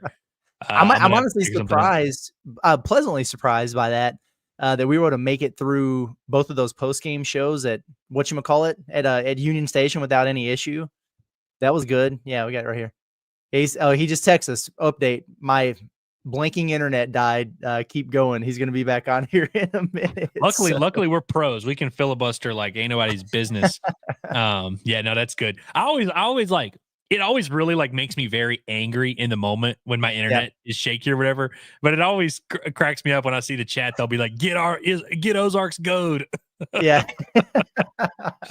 Yeah. No, man, that's crazy. Hey, you probably haven't since we've only been back home for like 4 hours, but you've been paying attention to the transfer portal at all? I have. Not as much as I should have. I mean, I've seen a little bit here and there this morning, seen some like tweets or whatever, but no, I mean, like full disclosure, I slept today more than I slept the entire trip combined, probably. Just never really got a good night's sleep in Providence on that rusty old couch that y'all threw me on. And so I slept from like 2 a.m. to 10 p.m. or 10 a.m. today. Like I was out like a light for a while. Yeah. I slept until about 8:30, and then the dog was like, "Hey, it's time, man." But some interesting portal entries coming in on the first day for sure. A couple guys out of Indiana that I'm really high on, and Malik Renew and Mackenzie Mbako. You know, Mbako, he was recruited by Cal heavily. He took an official visit to Kentucky when Cal was there. Cal was making some personal visits to him, so maybe that's one to keep an eye on there. But just a heads up to folks, make sure you tune in for the Pod at the Palace in the morning. I'm going to give it the rest of the day, but then we're just going to kind of go through day one, the major portal entries, the ones that would make sense for Arkansas. Got it broken down in some categories, so it should be a pretty informative episode as we're flying or driving to Texas and then flying to San Francisco. Should be pretty good. And speaking of flying to San Francisco, yeah, Quinn, man, thank you, buddy, very much for that. We do appreciate it, and make sure you're taking care of yourself there. Although I guess Atlanta is not too far of a trip for you guys, but man, we really do appreciate you. I've had a lot of fun during March Madness here, going back and forth with Quinn. He went behind enemy lines to KS Bar and was in there during the Kentucky game and everything. He said he was decked out in his Auburn gear, which was pretty cool to see there. And it's funny seeing him kind of go through the mental gymnastics of you might be right, Creighton looks pretty tough, but then he's like, yeah, but we're going to get him. And I think he's kind of doing the same thing with Michigan now, where it's like, yeah, they look pretty good, but our guards are too athletic. And he just goes through the same exact, emotions that every fan of every team that's still in this thing does. It's pretty cool to follow. Hey, as I said, the records show, like, Quinn, I've been on your side this whole time. I've never wavered in my faith of Auburn. And I've been very high on Michigan, who weirdly enough didn't play that well against A&M and still were able to beat them. I think Auburn is going to beat Michigan, like, not like blow them out, but like I think they're going to beat them comfortably by like 11. Type of thing. But yeah, good to see that. I guess Quinn doesn't have to travel a ton for his NCAA tournament, right? I mean, like Lexington is not far away from Auburn at all, right? Mm-hmm. Like comparatively speaking, and then Atlanta, that'll be like literally right down the road. So it's like, good on Quinn. So it looks like he's saving a little bit of money and gonna throw some our way. Love that. Yeah, there you go. Quinn says he's at KS Bar right now and stayed a couple more days and loves your hair. Love that. There you go. That. Definitely appreciate that. Quinn's got some flow too, though. You know what I mean? Yes. Okay. Oh. Uh-oh. I hate life. Hello, John. Yeah. Hello. Just it can't work for just an hour and a half. Just can't do it. I don't know what happened. It's just like I'm gonna blame AT&T. I got fiber, and suddenly I get the little pop up on my window browser. It's just like there seems to be a problem with your internet. Anyway, so but luckily it was just short lived. Well, while you were gone, this is what you missed from our man Quinn, and we've been talking about it, and we definitely appreciate him. I'll leave again, Quinn. I'll leave again. I mean, and other than that, we made fun of you and your internet, and then we talked about the transfer portal for a second. So yeah. Then there you go. Quinn, dude, come on, man. We appreciate it, Quinn. Jeez, man. Yeah, appreciate this should be the dude. refund that AT&T has given John, but instead, Quinn's got to step up here. So yeah, that's usually how it goes. It's like we always get owed for our injustices done against us from other people, but yet the kindness and gentleness of our listeners and our fans is always the ones that step up big. So exactly. By the way, I crunched the numbers. Thursday, Arkansas plays at what would be, I guess, 9:09 Central Time or whatever. I would imagine there's gonna be a lot of Hog fans who take off work Friday, right? Even if they're not traveling, just to watch the game, just to go crazy. I think we're set up to get some hydrated super chats Thursday night. I think so too. You know what I mean? Like, so.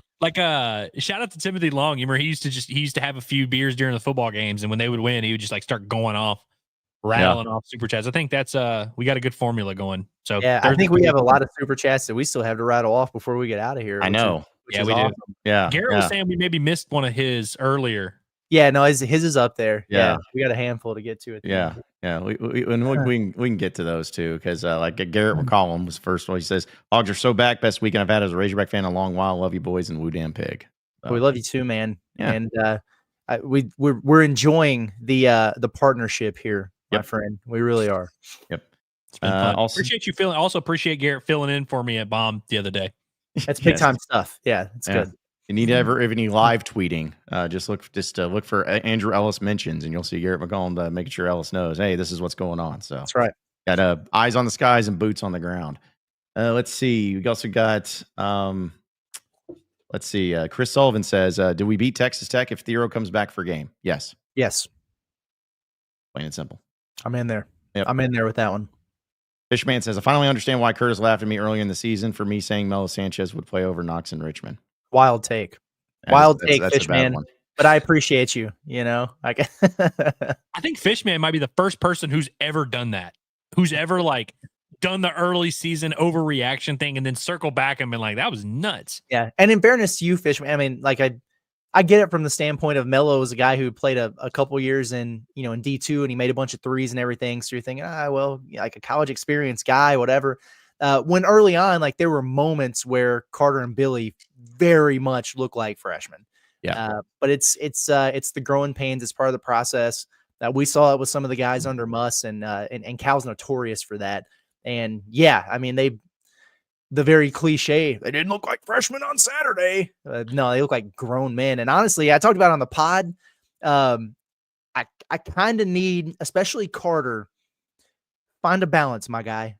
Okay, like we want you to be great here in the NCAA tournament.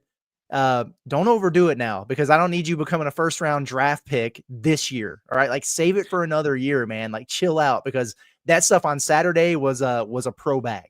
Shout out to Jonathan Giovanni, which I see Clint here says, and he specifically said 2026 draft. He said he's a name to watch for next year. That's what I like to see. John, what are you reacting to? This is all I'm gonna say. Mark, thank you. Mark Arnold, thank you. Again, I appreciate you. He do something crazy? Yes, thank you. By the way, are we gonna kick it with Mark this weekend? About to ask that question. I was gonna. Well, I'm gonna have his contact. I'm gonna reach out to him, see if he's coming up, because he will absolutely. I mean, at least we buy you a drink. I mean, come on, man, for all you've done. Thanks for all the super chats. We'll buy you a sandwich. Yeah. We'll get you a quality Busch Light over there. Actually, they probably don't serve Busch Light in San Fran, but still, whatever it is that you want. But no, if you're in town or you're able to make it up, Mark, 100% hit us up. We'll make something happen, even if it's just a hangout, even if it's just to say, hey, whatever. But please let us know because we'd love to meet you and thank you in person if we can. Yeah, I want to bring up one of his chats here real quick. Now that since we're on the Mark subject, he says, Curtis, can you ask if it's even possible for Jonas to petition or seek legal action for another year? There are lots of rumors he might pursue this path. He would have a really hard time doing that. I'm assuming we're talking about because of the injury stuff this year, because he played through so much of it. Like, how many games is Jonas Aidoo wound up playing this year? I mean, he's well over 20. the threshold. Like damn near 20, I feel like. Maybe more. Yeah. Well, 32, according to this. Like, so he's wound up playing in all these games. He could try. I don't think it's going to happen unless there's something else that I'm unaware of. Like, I don't know if he had a year at Tennessee where some stuff went down that he might be able to get some time back or whatever. I'm all for him trying anything that he could possibly do. But I know it's been very frustrating for him and frustrating for a lot of Razorback fans that, it took so long for him to get going the way that he has. But I would exhaust all options to get another year if I was him. But I'll ask around and see if there's anything to that, though, for sure, to answer your question. Yeah. Let's see. Yeah, because we got a lot of still some chats to get to. Like, it's just again overwhelmed. Appreciate all of you tuning in, and it's going to be a great week in San Fran. We're gonna still have Inside Arkansas live. I guess at 10 a.m. local time. We'll keep you updated on that stuff because it's going to be timing wise and all of that. It's going to be wild. Where we do it at, we'll keep you updated on. Because this is what's the chaos of the NCAA tournament, and we appreciate everyone's patience because it's just like you got boom, boom, boom, boom, boom, put things together. We got to figure all this out, and we just got to do it. But once we get there, once we get in, it'll be good to go. So, but we'll keep you updated on it. Let's see. Also, it's Nick Yates says, appreciate the super chat. He goes, bounce back Bill, blue collar Bill. How about bricked up Bill? Because that's how this team is feeling. Have me feeling. Go Hogs. Let's make it to the end, boys. That's a good one. That's a good one. That. I mean, listen, it's with Billy Richmond, who, by the way, like you want to talk about fan favorites. By the time he leaves Arkansas, whether that's next year, 3 years, 10 years, 20 years from now, he's going to be an all-time, like, we will remember him fondly. We will have time to fill out like 9 or 10 quality blank bill statements. And I love that. Okay. And again, Quinn, thank you. Jeez. I'm going to say just thank you for that. I mean, Quinn's good people, man. He's good people, man. Did he find your Venmo? Yeah, he did. He found it. Thank you, Quinn. Seriously. Thank you. Jeez, I'm speechless. Hogs by 60 or Hogs by 94. Sorry, for $16. Get it? Love that. Yeah. Well done. I was about to say, I've never seen $16 before. Okay. Yeah. Damn, it feels good to be a Hog. What happens if we win it all? Thanks you guys for the coverage. What happens if Arkansas wins the national championship? I don't know. A lot of cool stuff. A lot of fun will be had. San Antonio will become a party scene for Razorback fans because I guess that would be Monday. And then they'll party it up in there, recover on Tuesday maybe. And then, dude, Fayetteville that week, back in, man, the baseball teams, crowds will be great. Again, everything will be better. You can't even really put into words like what happens. You know what I'm saying? Like, I mean, what happens? Like nothing but great things happen. Everything, all the best things you could imagine in life happen. That's what happens. It's crazy that it could be 14 days from now. We could be doing an Inside Arkansas live somewhere in San Antonio preparing for the national title. Like that's 2 weeks doesn't seem like a long time, but it's like so much can happen and it would really just be 14 days. I'm going to be puking the entire time. Straight up. Just puking my guts out. So, I mean, John, think about how draining that game was on Saturday. I mean, we were sitting beside each other and at the first media timeout, we were just like, I can't breathe, man. It's exhausting. Watching this, there was so much emotion and pressure. I mean, you could just feel it in that building. That was a round of 32 game. Yeah, I'm going to be again. I just going to need puke bags next to me. I won't be able to handle it. I may not even be able to sit in the media section. I may just have to sit by myself in the bathroom somewhere or something. I won't be able to handle it. So, we appreciate that super chat. Shout out to Ruben. Says, I'm grateful to live in San Francisco for reasons like Thursday night. I'll be at the game, and I'm damn proud to rep the Hogs on the West Coast. So, there you go, Ruben. You got to come find us, Ruben. Yeah, we need that's to see awesome, you, dude. I was Very wondering how cool. many. I knew that there's probably some Hog fans in San Francisco, but I wondered. Also, I don't have it now because reasons, but I'm going to be playing the call of the Hogs can be heard all the way to San Francisco a lot. From Jim Nantz. I'm going to be playing it a lot just to let everybody know. You know, it's funny when that first happened and you made Curtis's like intro like that. I remember kind of thinking, I was like, is that really the best one to go? Like, I was kind of anti it. I didn't say it, but I was kind of like, I don't know, like did not realize they were going to go to San Fran this year. And now it really makes sense. Very fitting. And it's awesome because I was like, okay, but now it's definitely going to be cool just for this time of year. And then after that, we'll have a new San Antonio intro to play for Curtis this summer. Yeah. Well, it's just like you got to have, certain things that all the fans will hear and they're like, oh, yeah, I remember that. Kind of like with yours with Bombastic. It says nothing specific. All it says is fly ball, deep left field, out of here. But why do people know that? It's because they watched that Charlie Welch home run a million times. And so they know where it's from. So, yeah. But also it's Jim Nantz, the GOAT, dude. Like you got Jim Nantz on the call. Always it's hard good. to beat. Yeah. Hard to beat. Let's see. Trying to make sure I get to all of our chats that were in the super chats, especially that we've been trying to. Oh, Quinn, our guy. Geez, Quinn. He says, should I put money on Arkansas? I've been red hot. Yes. Of course you should. Yes. Plus 200, plus 250 or whatever they're going to end up being. Yeah. Yeah. I will say thank you to BetSaracen. Shout out to them.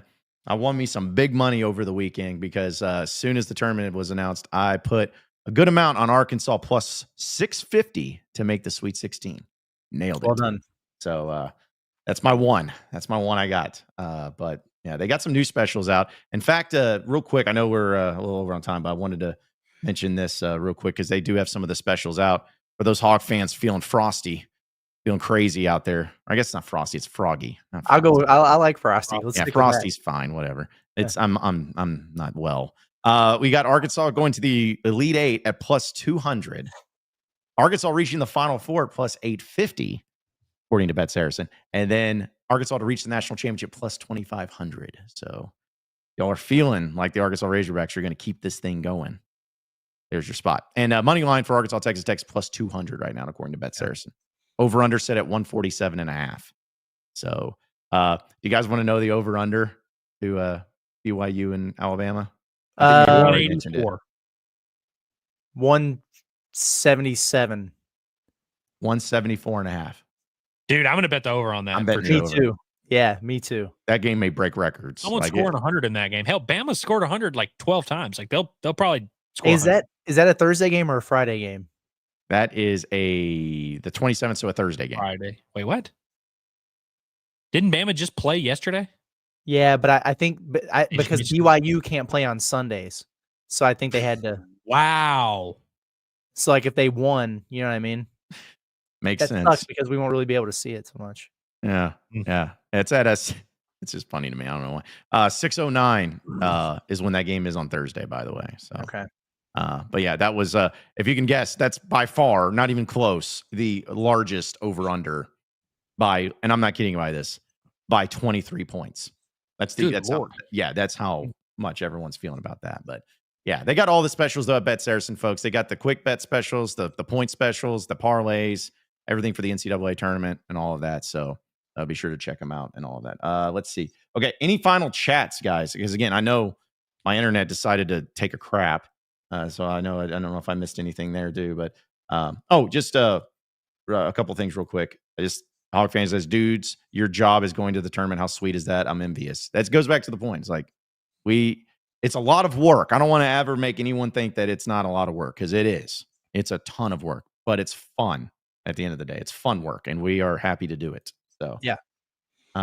Mark, I don't know if you got. I mean, we already talked about this. I'm not sure, but Mark, our guy, says Cal and Tyson should offer Dia from Ole Miss crazy money. They either get him or Ole Miss will have to spend their entire NIL budget on one player. My man, sign me up for that because if you guys were tapped in with me and Scotty last spring, the moment we found out Muss had reached out to Malik Dia, we were on that. And even when Cal took over, that dude is good. And I've been a fan of his for well over a year now. Poach him. Why not? I'd be all for it, man. He is good. Poach him like UNLV is poaching Arkansas State's coach. Yeah. You guys see that? I did. Yeah. I was about to say, I was like, that's interesting there. Yeah. Oh, and it's funny because now you can finally say like, hey, you just need to go get somebody like that Sonogo, guys. Like, yeah, just go. Yeah, then you can finally say you got some big dude that you can finally say, hey, you went and got one of them. Now, Malik D, is he in the portal? No. I was about to say, I was like, he Hey, just quit in the middle of the tournament run. Anybody can be in the portal. No, yeah. I mean, I'm definitely all for the poaching idea. I thought I missed something for a second. I was like, damn, like he just like mid run was just like, I'm out. Yeah. Couple more chats here before we get out. High School Minju appreciates super chat. He says, hard to believe Arkansas Kentucky national championship game still on the table. The world would burn. It would burn. I really like, dude. My stomach dropped just thinking about that. You talk about me wanting to throw up regardless. If they're going up against Mark Pope in Kentucky and it's blue and red and inside that San Antonio arena with the angst and oh my dude. I would look back at this moment and I would say we should have agreed to that damn ceasefire. Yeah. I don't even want to like I think if we get there, I think both teams should just agree like, hey, let's just not play this game. Like we're good. We're good. Like we're all none of us like and Kentucky fans also, I'm sure by that point they'd be fired up. I don't think they would be super thrilled either, right? No, I think they would because they want that vindication. I know there would be some people that would they go into that game being like, "Oh, we're for sure about to whip Cal's ass." I don't think they would. Yeah, I mean, I think again, it'd be some of them would, but then a lot of them would be like, "Oh gosh, they do that." I think they'd be a lot more concerned for sure because they know Cal and how vindictive he can be. So, well, none of them were concerned last time Arkansas and Kentucky played. I think they would have kind of like it'll be an overcorrection where they're going to be like, "Oh no, no way we can beat Cal." You know what I mean? Like it'd be the opposite. Yeah. Okay, a few more. Quinn, man, just keeps it going. This is a ballsy move right here, Quinn. I hit on a 10-team parlay at plus 186. Heavy favorites money line, except for Oregon and UConn first round games, was almost a $2,000 bet. Won over 5,000. Man, cashed in though. Cashed in. Everyone's giving me crap because I did the 9-leg parlay. Like you idiot. 10-leg plus 186 is psychotic work. It is. But respect. I mean, it cashed. Did y'all see the guy that also hit the like every game to not go OT bet? He like parlayed all of them. It was like 48 games to start he had none of them go to OT and it somehow hit. And there were like 12 games that could have and probably should have went to OT. Yeah. Okay. I swear we're going to wrap up here. I just want to make sure we're getting to everything. But this is, where's it at? One real quick, BJ Young, former Hogs says, didn't I tell you boys we're going all the way? No worries. That's true. He did say national title for weeks now. Yep. He did say that. Also, Jeff said, what's Inside's Arkansas's take about the new women's basketball coach? Her husband's jacked. Yeah. Dude looks like dude looks like a mixture of like Nate Thompson and Dana White. Yeah. Like, he's intense, man. Intense dude. I'm disappointed in the reaction. You know what I mean? Because you think about someone like that who's just kind of really been on this trajectory and to get a big job like this is probably like a dream job type of scenario. And I'm not saying it's across the board, but it's been met with a lot of what? It's not Molly Miller, like it's because you didn't get the person that you wanted there. I would hope that people will go into it with an open mind. I get it. Not a whole lot of track record there that makes you think, oh yeah, this is absolutely going to work. I understand that completely. A couple really good years here back to back at Oral Roberts. The SEC is different, but I would just advise everybody to listen to the press conference that I think happened while we were on the show here. I'm going to go back and listen to it. Hear the vision, see what's going on. And a lot of it is how much support is she going to get on the NIL front to be able to build a roster and everything. But I would hope people at least have an open mind. You wanted to change, you got to change.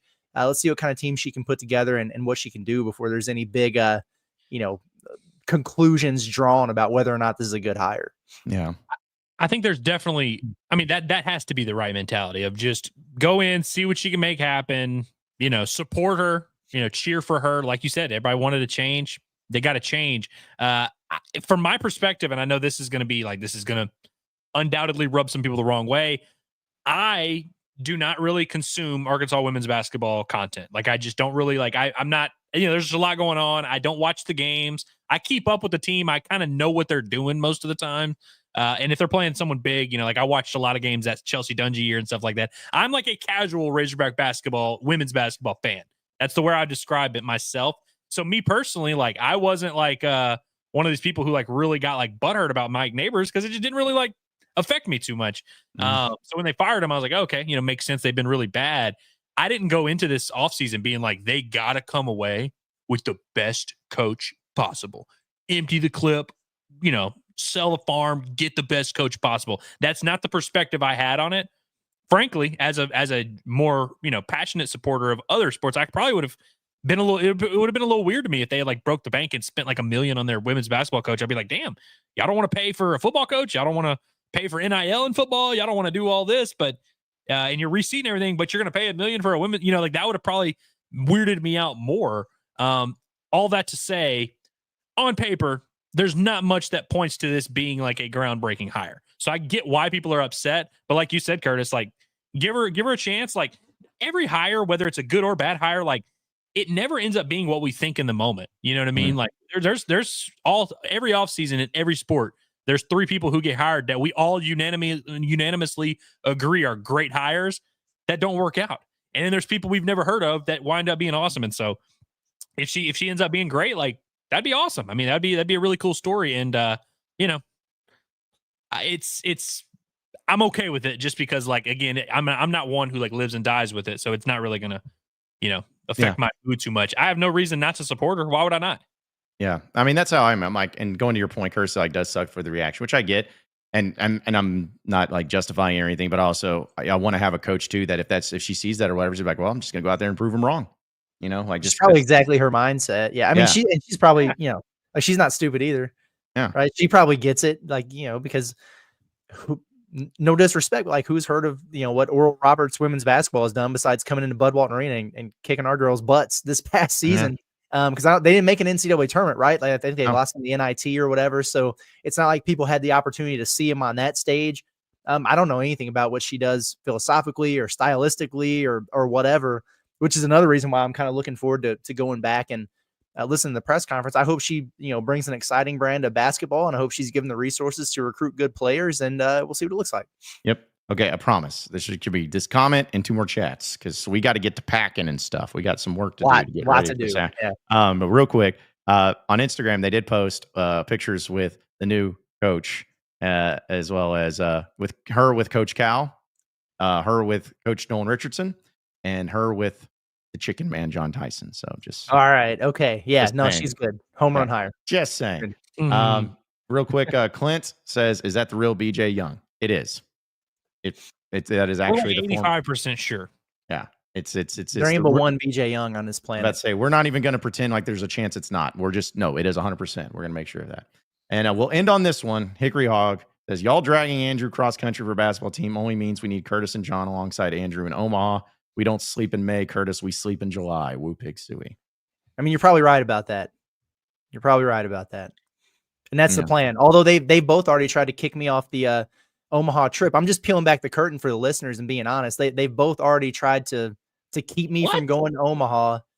It's insane. What the hell are you talking about? When have I ever tried? Curtis, every single time me and you were there's baseball for like 3 years. I've been like, dude, you got to be in Omaha. You got to be in Omaha. You got to be in Omaha. When have I ever tried to kick you off an Omaha trip? It's just wild how unwanted I feel on. No, I'm just kidding. Jeez. John was just. We had a conversation about it at Snookers. We were talking about it, and John was actually being very nice. He was like, "Your wife's gonna be very pregnant at that time, So he's putting the no pressure on me kind of thing is what it really was. But I took it as an opportunity to be like, man, screw you guys. You don't want me to go? That's crazy. Well, what's funny is like I will in the moment, Curtis, like when it happens, when Arkansas is in the regional, super regional, I will say something to you along the lines of, "Hey, man, you got a pregnant wife at home, no pressure." I don't mean it. I need you to understand. I need you to know now. I do not mean it. You have to be in Omaha. Especially, just because, we're here, we're a team, and you fought to get me on this trip too. You were adamant that I needed to go on this trip. And so I'm going to be adamant. You got to go to Omaha, even if I say something later on in front of Michelle and I'm like, "Hey, go on, take care of Michelle." I'm BS. I'm talking straight out of my ass. Yeah. Michelle actually just messaged. She's like, "I'll be fine." No. Michelle, it's like listen, 2 straight weeks. Listen, I'm like, because that's the thing. This is different. Like Omaha's is, and Andrew knows this. It's a marathon, dude. It is a marathon. Yeah. Like we think basketball is crazy because the chaos and all that is one thing, but Omaha, there's just a lot of sitting around. We'll do content and stuff, but it's just kind of like sitting there, like hanging out between times. And I gotta say, and this is the last thing I'll say. My favorite part of Omaha, though, is not the practice inside TD Ameritrade, which is now Charles Schwab Field or wherever the hell it is. It's when you get to go to the random campus, like 20 minutes away. Like you go to Omaha, the school. What's Omaha's mascot? What the team that Crutchfield's at? What's their mascot? Mavericks. Matt, you're right. It is Mavericks. Right. Or you go to Creighton or wherever. Like I guess Creighton plays in TD Ameritrade, so never mind. But yeah, going to like that local park to like do that practice, that's always fun. Yeah. But Michelle just says, listen, it's worse now with how I feel than what it'll be in June. So well, there you go. There's your go ahead card for that. But there's a pregnancy update for you guys. Yeah. Yeah, exactly. Yeah. We'll try to listen when the Hogs get to Omaha, we'll do that thing too, man. We're gonna make it happen. But no, not you. The Dakota. He says now you'll have to go to John with that. Like as if like I'm the only one going and I'm the football guy. No, I'm pretty sure we all would probably go to the national championship if Arkansas was there. So we let John take the Liberty Bowl by himself, but that's true. Yeah, you did. You guys left me taking grenades over there in Memphis, but yeah, it's like they'll probably try to jump in on that trip to to Pasadena or wherever it ends up being that national championship that Arkansas plays in. So, and real quick, Quinn says I'll go to Omaha with you, Curtis. So there we go. Thank you. A good series win for Auburn in Lexington this weekend, or maybe not in Lexington, but they beat Kentucky 2 out of 3. I'm pretty sure. Yeah. And also, final note. I love how I'm always trying to be the nice guy of like giving you guys, hey, I know you guys got these situations and all this stuff, and then it always comes up with like, well, John's trying to keep me from going there. I'm like, I'm going to stop doing it. I'm just going to be like, hey, you're going or you're not, and then I don't have to do it that way anymore. Somebody's got to be the villain here, John. I know. I got to be the heel. I got to be the heel. I got to be the guy that this summer, John. There's always a villain. That's right. I can be the Danny Hurley of Inside Arkansas. Just be the person that just everyone hates. All right, man. This was an awesome stream, folks. We didn't know what to expect on our way back. We appreciate it because again, we're on fumes and it's going to be that way again. But we're going to power through this week. But any final thoughts, guys, before we get out of here? Once again, just a reminder to make sure you're tapped into the Pot at the Palace this week. It's getting crazy now because, obviously once we get to San Francisco, we're going to have a lot going on with the basketball program between practice and locker room availability and the game and previews and all that. But it's also portal season. So, going to have an update on that stuff in the morning as we are, going by land and by air to get to San Francisco. So make sure you tap in on that. We got a lot going on there, and appreciate everybody for the support, and we're looking forward to sharing the journey. Yeah, appreciate everybody for watching today's show. I mean, was this one of our most active Inside Arkansas lives we've ever done? Obviously, we do the post-game streams, and those get up, like we had over 1,000 a couple times this past week, but like we had over 700 people watching a Monday afternoon Inside Arkansas live. That's special, man. I love to see that, and it's not lost on us, man. Like that really is cool. And so appreciate you guys for always supporting and tapping in just every day. I understand it's a grind for everybody in this time of year, the lot going on. It's also a grind to keep up with the content we have going on, because I know we post stuff every day. And so we appreciate everybody who's watching and enjoying as much as they can. And everybody just watch the Bombastics today. Watch the Bombastics this week. I'm going to be putting them out. I'm going to put out one today. I'll pre-record one for tomorrow. I'm going to find somewhere to crank one out in San Francisco. Just throw them on in the background, even if you don't care. Come on. Yeah, no, again, the content is never going to be a problem for us here at Inside Arkansas. Our mental health may be one day, but not this. But my final thought is,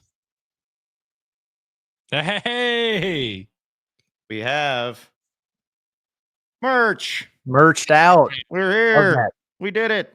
Let's go. So these are going out. I'm going to put them out today as quickly as I can. Just got them in. So, because people have been asking, we appreciate the support. If you want one of these sweet shirts for Pot at the Palace, as well as Bombastic hats, we also have a Bombastic shirt, Inside Arkansas shirts and stuff. Just go to our merch site. You can go to InsideArkansas.com, see it that way, or just go to InsideArkansas.myshopify.com and you can purchase some swag there too. But nice. Wait, where was that record scratch coming from? That was crazy. Oh, my bad. I accidentally hit the button. We have that button. That's a button? Apparently so. There's a record scratch. Is it this one? Yeah, that's a record scratch. Okay. Yeah. Oh, sorry. So yeah, that was it. But yeah, that's my final thought. That was wild. All right. Like we'd have it any other way. Appreciate each and every one of you listening in and watching in Inside Arkansas Live. Be sure to subscribe to us here at Inside Arkansas. So we're going to have wall-to-wall coverage of the NCAA Tournament, Sweet 16 for Arkansas in San Francisco. We're going to be flying out tomorrow morning. We'll be in San Francisco, so be on the lookout for our live stream later in the afternoon. We'll give you all the updates from there in San Fran. And be sure to subscribe to wherever you can find podcasts on the audio version of it. You can also follow us on social media at Inside Arkansas and check out our InsideArkansas.com website for all the latest, greatest up-to-date information on all things Razorbacks. And we'll keep it going from there. So for Andrew Ellis, as well as Curtis Wilkerson, I'm John Neighbors. Same sports show, same sports channel. Tomorrow afternoon at some point in time. But we'll see you live from San Francisco. Have a great rest of your day, everybody.